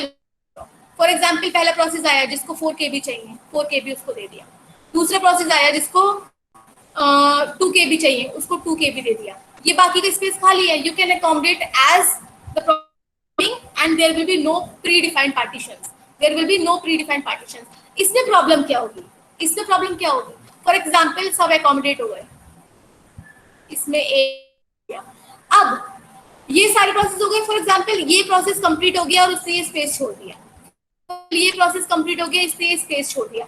अब एक चीज देखो, ये 2 KB फ्री हो गया, ये 8 KB फ्री, ठीक है। थोड़ा सा इसको और अच्छे से मैं आपको लिख के बता देती हूँ।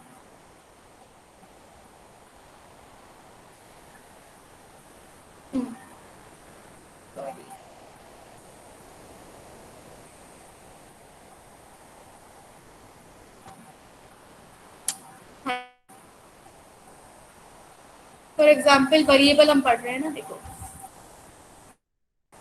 ये है कि हम जैसे जैसे हमारे प्रोसेसेस आएंगे वैसे वैसे हम उनको अकोमोडेट करते जाएंगे, कोई इशू नहीं है। एग्जाम्पल मैंने ऐसे कर दिए अभी एज ऑफ नाउ, ठीक है। टोटल साइज हो गया ये 6 7 7 एंड 8 15, ठीक है। तो अब आप मानिए कि हो सकता है कि ये वाला जो प्रोसेस है 2 KB वाला फिनिश हो गया and it just get out from the memory, अगर वो मेमोरी से चला गया। सेम हुआ इसके साथ। तो अब आप एक चीज देखो, 2 यहाँ पर फ्री है, 10 यहाँ पर, 8 यहाँ पर फ्री है, मतलब हमारे पास 10K की मेमोरी है, इतनी फ्री मेमोरी है। लेकिन अगर कोई प्रोसेस अब आ जाता है 10 KB का, अगर कोई प्रोसेस 10 KB का आ जाता है, क्या आप अकोमोडेट कर पाओगे उसको?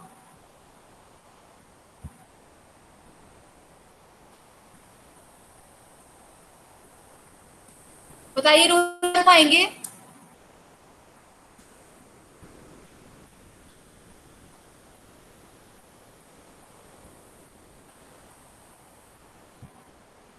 audible?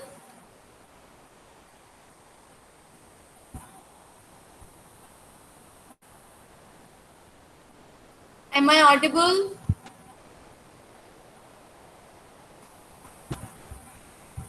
Am I audible?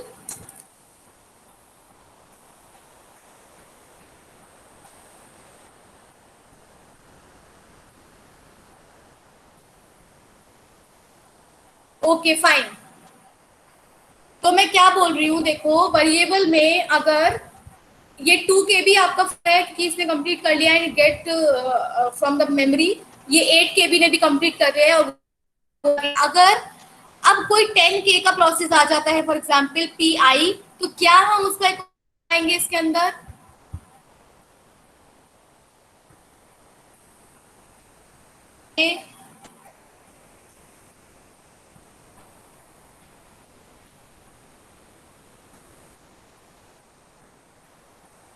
Okay, do one thing. I will record the remaining. You please refer from there.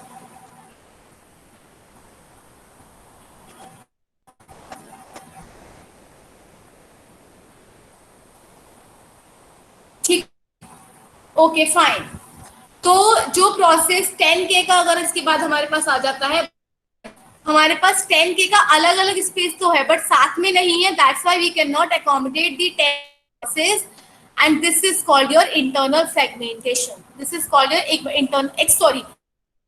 external fragmentation, that we are having the space of 10 KB but due to it is not in this manner में है, तो हम कोई भी process which is of 10K we cannot accommodate in this particular memory, and this technique can be solved with the help of compaction. Compaction का मतलब क्या होता है? by bringing all the free space together, मतलब इस तरीके से 4K use हो रहा है, ओके 1K यूज हो रहा है, ओके इस 1K को मैं ले आई हूँ इस side, and 2K space free है एंड 8 के स्पेस फ्री है, मतलब इसको मैंने क्या किया, साथ में कर लिया। अब अगर कोई प्रोसेस आता है which is of 10 KB, you can accommodate it easily. So this is technique is called compaction. तो वेरिएबल साइज पार्टीशनिंग में जो प्रॉब्लम आती है which is the external fragmentation can be avoided with the help of, it can be avoided with the help of compaction. ठीक है, अब जो questions आते हैं वो क्या आते हैं, मैं वो थोड़ा सा बताऊंगी। what the questions come in your gate exam, let's talk about that. Let me add 2 slides.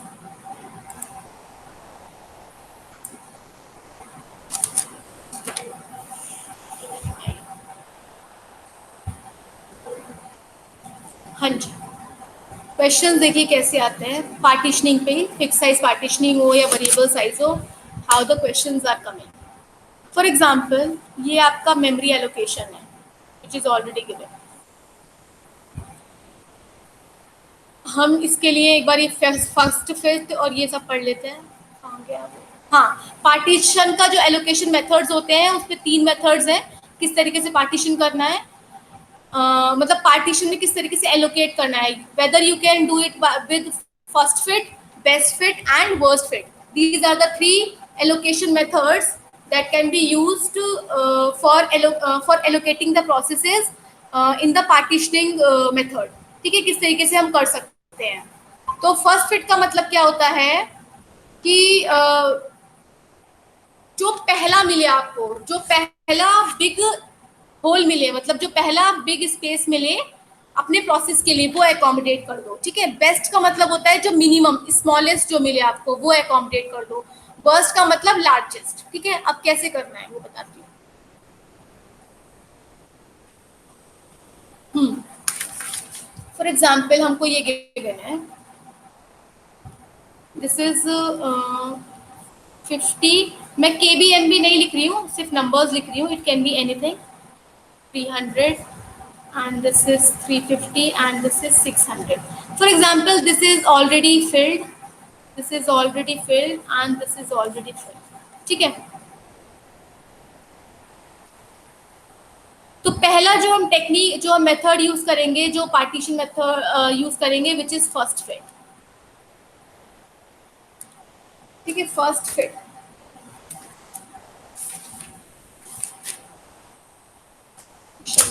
ठीक है, नेक्स्ट है हमारा बेस्ट फिट। तीनों से मैं आपको करके दिखाऊंगी और क्वेश्चन इस पे आता है एग्जाम में।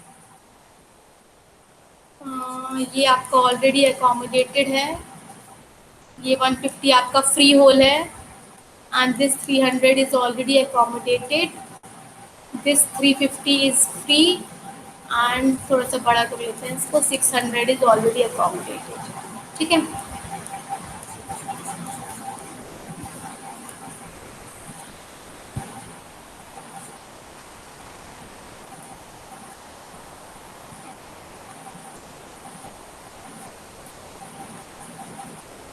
दिस इज हम करेंगे इसको बेस्ट फिट कैसे करना है, by applying and last is your worst.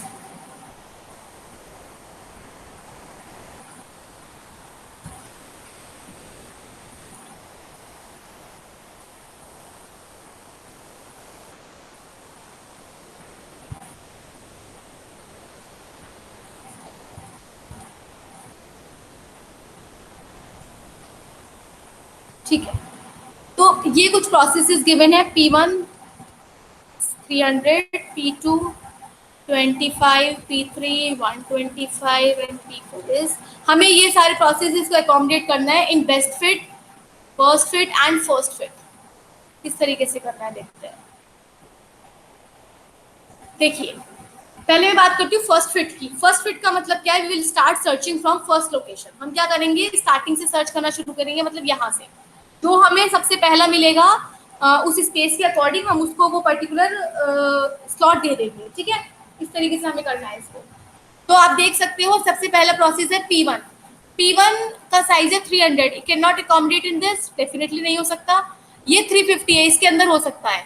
तो यहाँ पर हमने क्या कर दिया, P1 को एकोमोडेट कर दिया, हमने क्या कर दिया, यहाँ P1 को एकोमोडेट कर दिया, और यहाँ पर 50 जो है वो अभी आपका क्या है, फ्री स्पेस है, this is free, 50 is free. अब वो KB हो MB हो वो हम उसकी बात नहीं कर रहे हैं, I am just telling you the technique, ठीक है। नेक्स्ट आपका आता है P2 विच इज 25। अब आप फर्स्ट से स्टार्ट करोगे and you will allocate the first which is available and which is मतलब हम जिसमें अकोमोडेट भी कर सकते हैं और जो सबसे पहले अवेलेबल है, मीन्स इट इज 25। सो यहाँ आप कर दोगे P2, ठीक है, P2। थर्ड देखिए, अब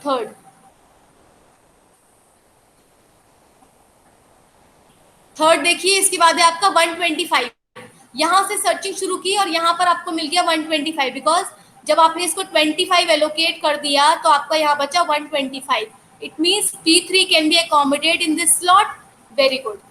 अब आप इधर से आओगे फिर से P4 which is of 50, so you can accommodate P4 here, P4 can be accommodate in the last slot, so this is very good.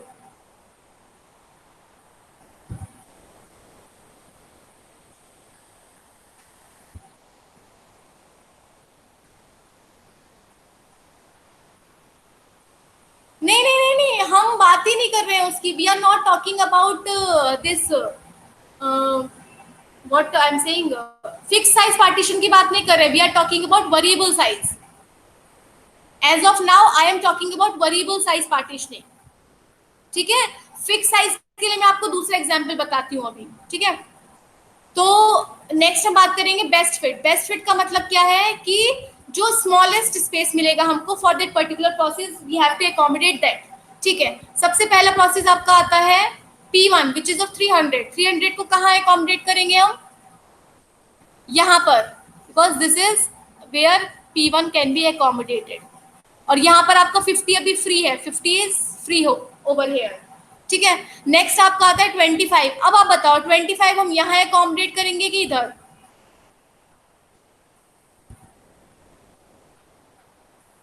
First वाले में या हाँ 150 वाले में, 150 वाले में क्यों करेंगे, बेस्ट फिट की बात कर रही हूँ। बेस्ट फिट का मतलब क्या है, smallest, and smallest is given here, तो यहाँ करेंगे हम 25, मीन्स यहाँ पर आपका आ गया P2।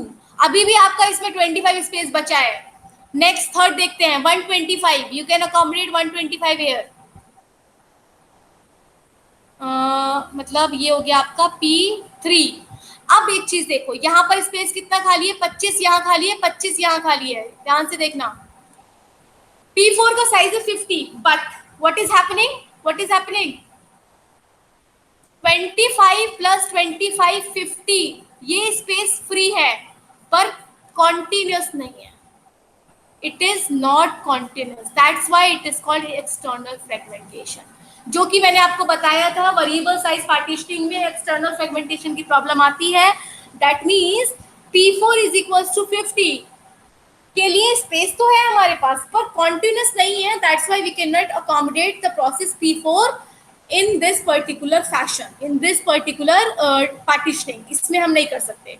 So this is the problem with variable size partitioning which is external fragmentation. यहाँ पर आपको दिख रहा होगा कि हम एक्सटर्नल फ्रेगमेंटेशन से क्या हुए हैं, हमें फेस हुआ है, यहाँ पर हमने एक्सटर्नल फ्रेगमेंटेशन को फेस किया है। अभी वर्स्ट केस की बात करते हैं।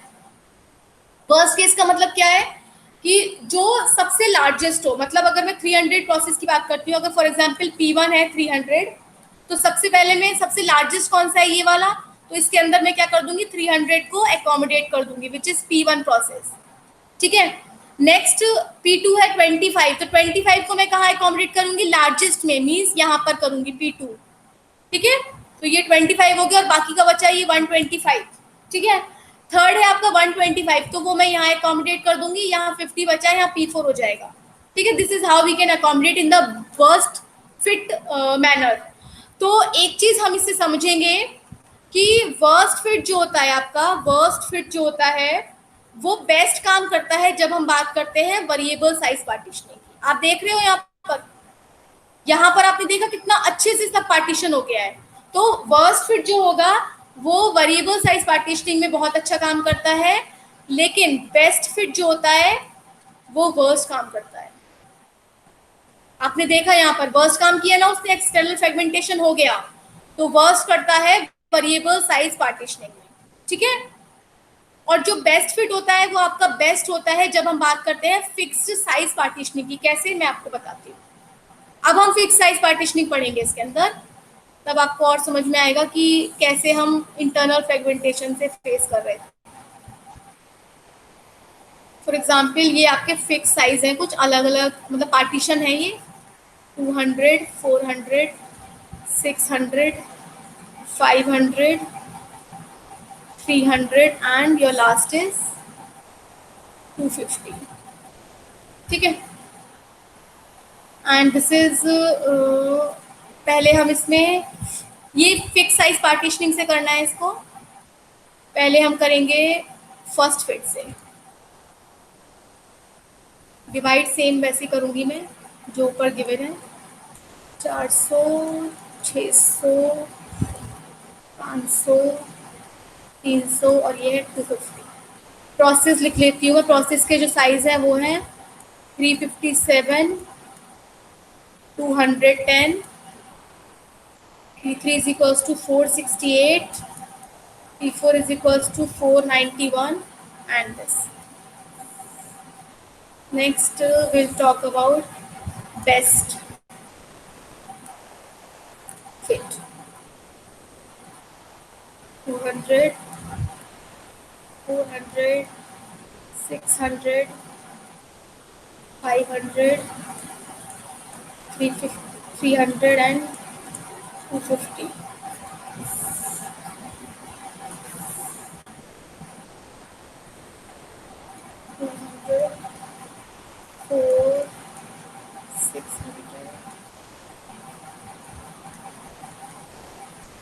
ये हम करेंगे वर्स्ट फिट से, अगर हम वर्स्ट फिट टेक्निक अप्लाई करते हैं। चलिए चेक करते हैं अब किस तरीके से इसको करना है when we are using the fix size partitioning.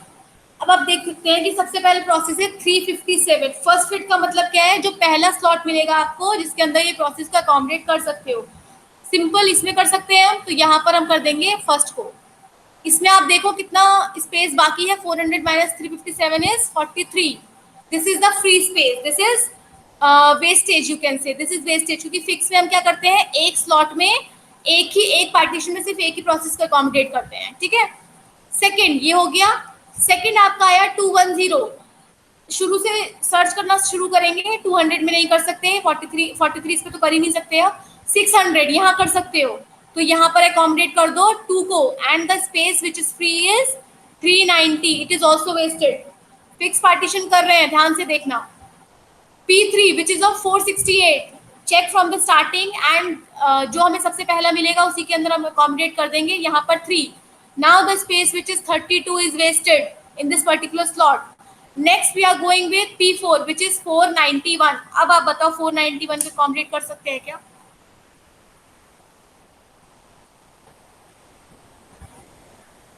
Four 491 का accommodate कर सकते हैं क्या process P4? No ma'am, okay, no, that is called the external fragmentation. क्यों? हमारे पास 491 टोटल पे तो है, टोटल स्पेस तो है मेरे पास, लेकिन मैं कॉन्टिन्यूस नहीं है, that's why I am not able to accommodate this particular process. P4 इसमें नहीं हो रहा है। Let's check with best fit. Best fits में क्या होता है फिक्स्ड में, जब हम फिक्स पार्टीशनिंग की बात करते हैं तो लेट्स चेक बेस्ट फिट कैसे काम करता है। 357 बेस्ट फिट किस में करेंगे, 400 वाले में, तो यहाँ पर ये हो जाएगा और स्पेस कितना खाली हो गया यहाँ पे, 43 इज वेस्टेड। नेक्स्ट 210 को किस में अकोमोडेट करूं, 210 को 250 वाले में इसमें करूं, and the space 40 is wasted because this is the best fit. 468 इसको किस में अकोमोडेट करना है, 500 वाले में, which is process 3 P3, and this is wasted. ये कितना हो गया, 32। देख लेना कैलकुलेशंस में मिस्टेक्स हो सकते हैं, ठीक है।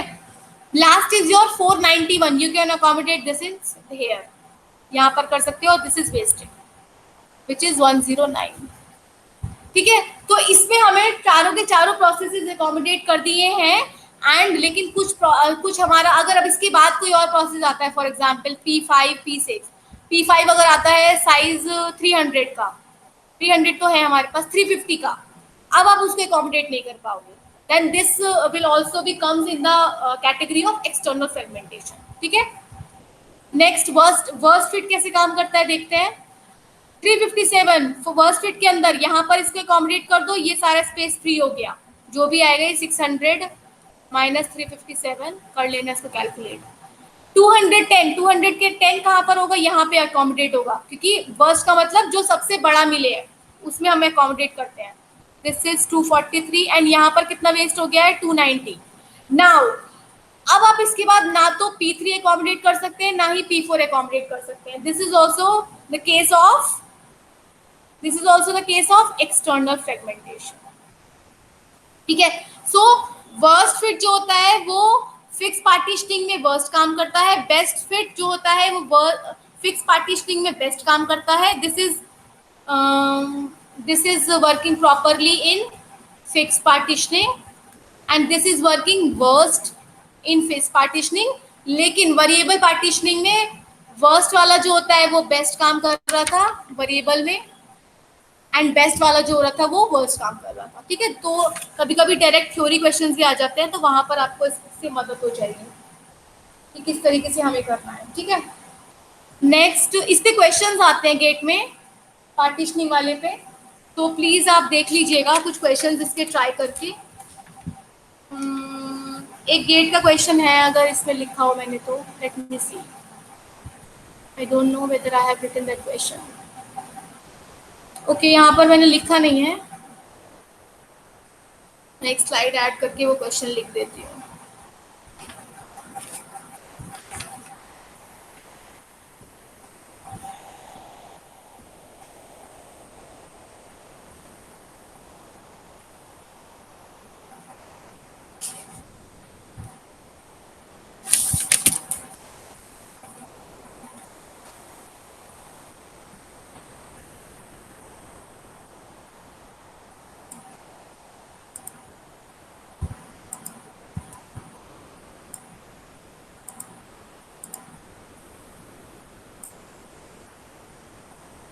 ओके फाइन,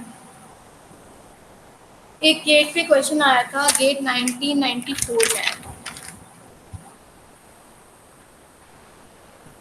ठीक है, क्वेश्चन क्या था,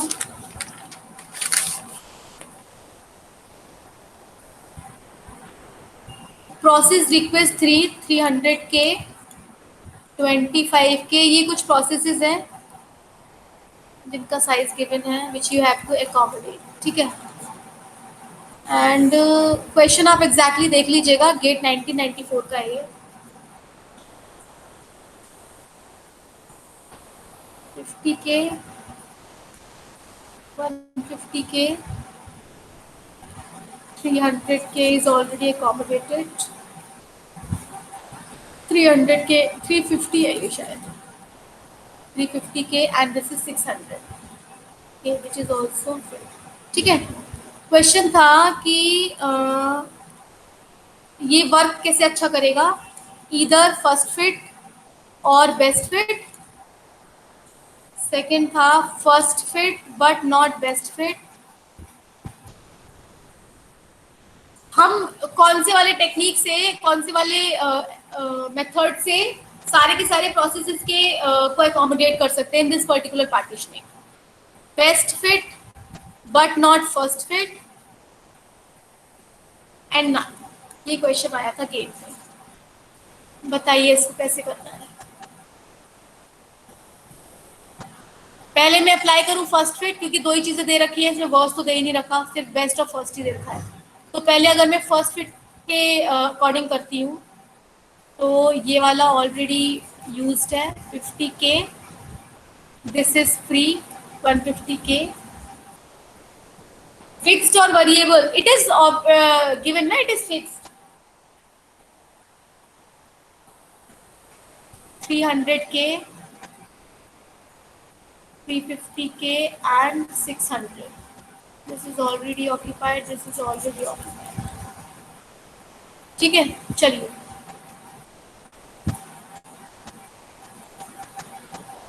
ट्राई करते हैं।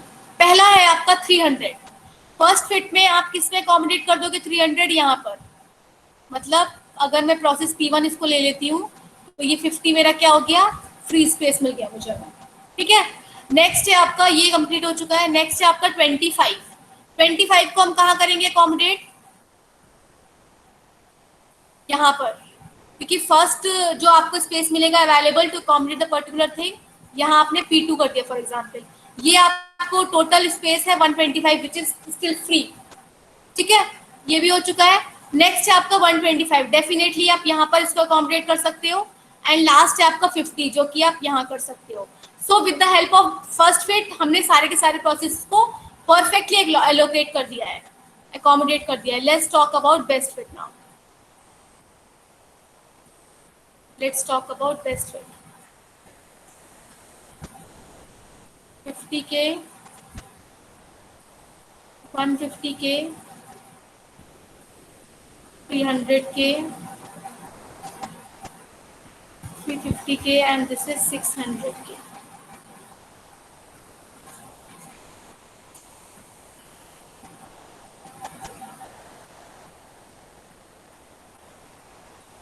वेरिएबल के लिए कर रहे हैं, मतलब ओके, मतलब एक सेक्शन में मैंने 2 को किया है। Okay fine. एक्चुअली क्वेश्चन आप एक बार देख लेना, मुझे याद नहीं है उसके अंदर बेस्ट और ये वर्स्ट लिखा है कि नहीं। आप क्वेश्चन प्लीज एक बार चेक कर लेना।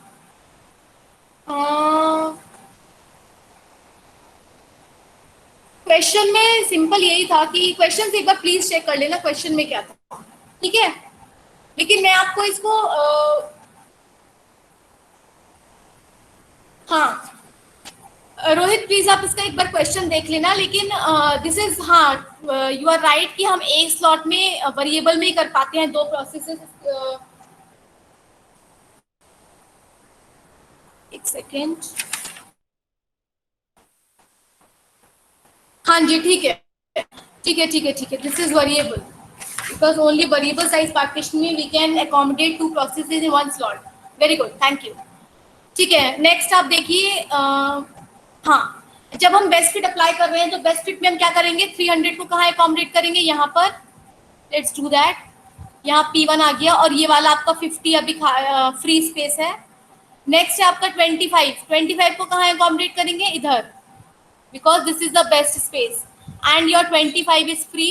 और यहाँ पर मैं लिख देती हूँ P2 है क्योंकि स्पेस नहीं है वहाँ लिखने का।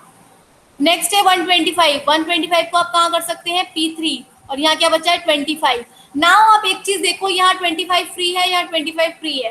लास्ट प्रोसेस है 50K which is P4, you cannot accommodate it. This is called external fragmentation.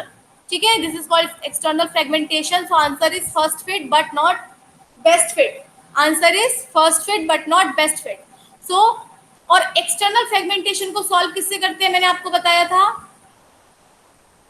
Compaction से। किसमें, वेरिएबल साइज पार्टीशनिंग में, वेरिएबल साइज पार्टीशनिंग में। ठीक है ना, ठीक है, चलो। This is how you can use the different partition allocation algorithms. ठीक है, इस तरीके से इसमें कुछ क्वेश्चंस आते हैं। नेक्स्ट है आपका, एक क्वेश्चन और है, लेट मी सी। आप प्लीज इसके ना एक बार गेट क्वेश्चन देख लेना बिकॉज आई डोंट रिमेम्बर कि इसमें लिखा है कि ओके, हाँ देखती हूँ मैंने क्वेश्चंस कौन कौन से इसमें लिखे थे। कोई और अगर गेट क्वेश्चन होगा तो I tell you. This is fine. देखो इसमें क्या लिखा है, इस क्वेश्चंस को पढ़ेंगे प्लीज।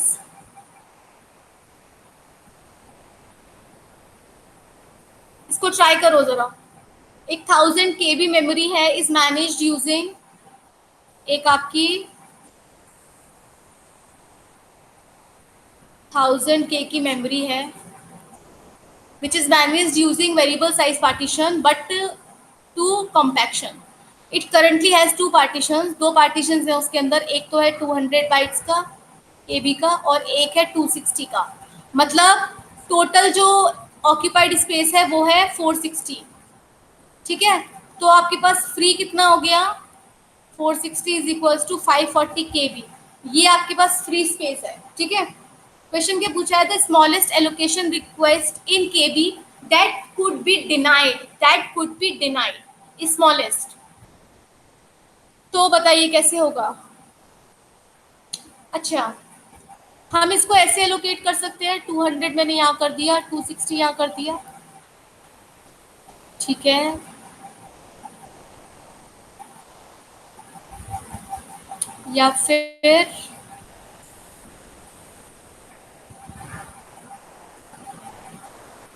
या हम इसे ऐसे कर सकते हैं, 200 मैंने यहाँ किया और एक और पार्टीशन किया, इस तरीके से कुछ ऐसे भी कर सकते हैं।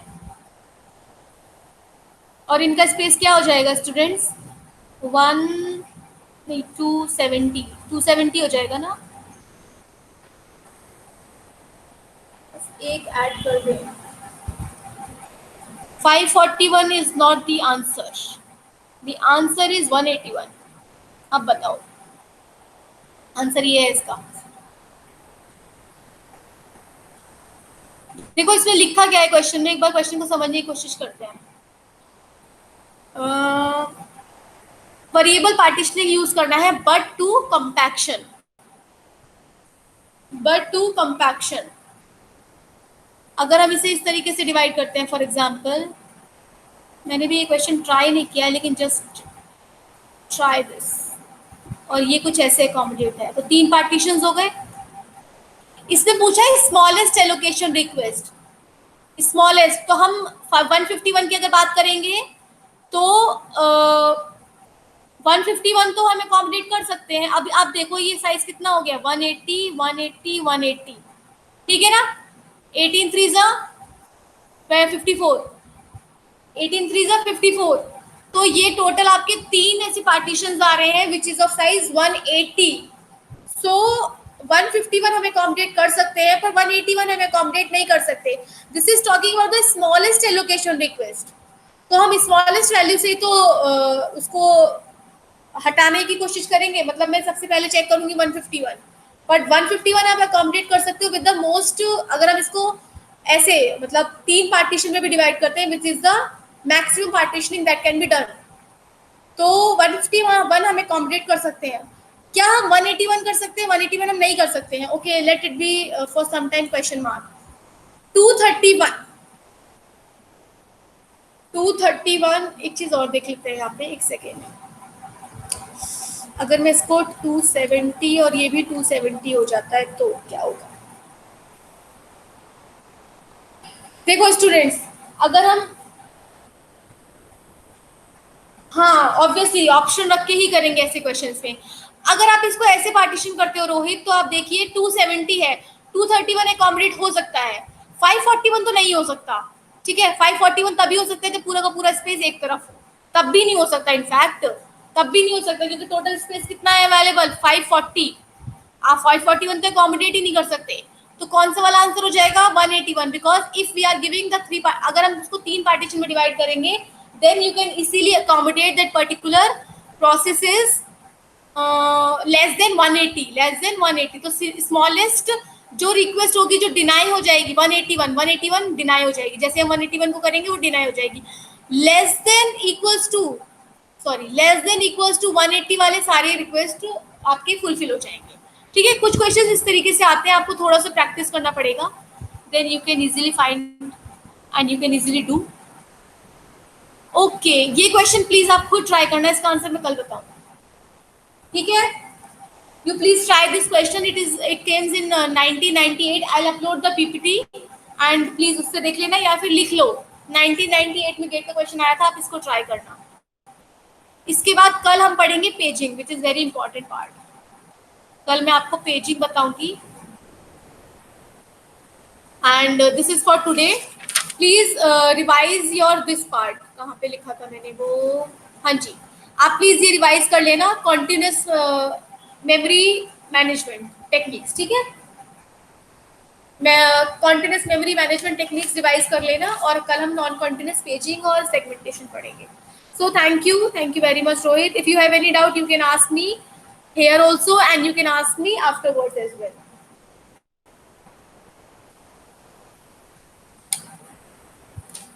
हम्म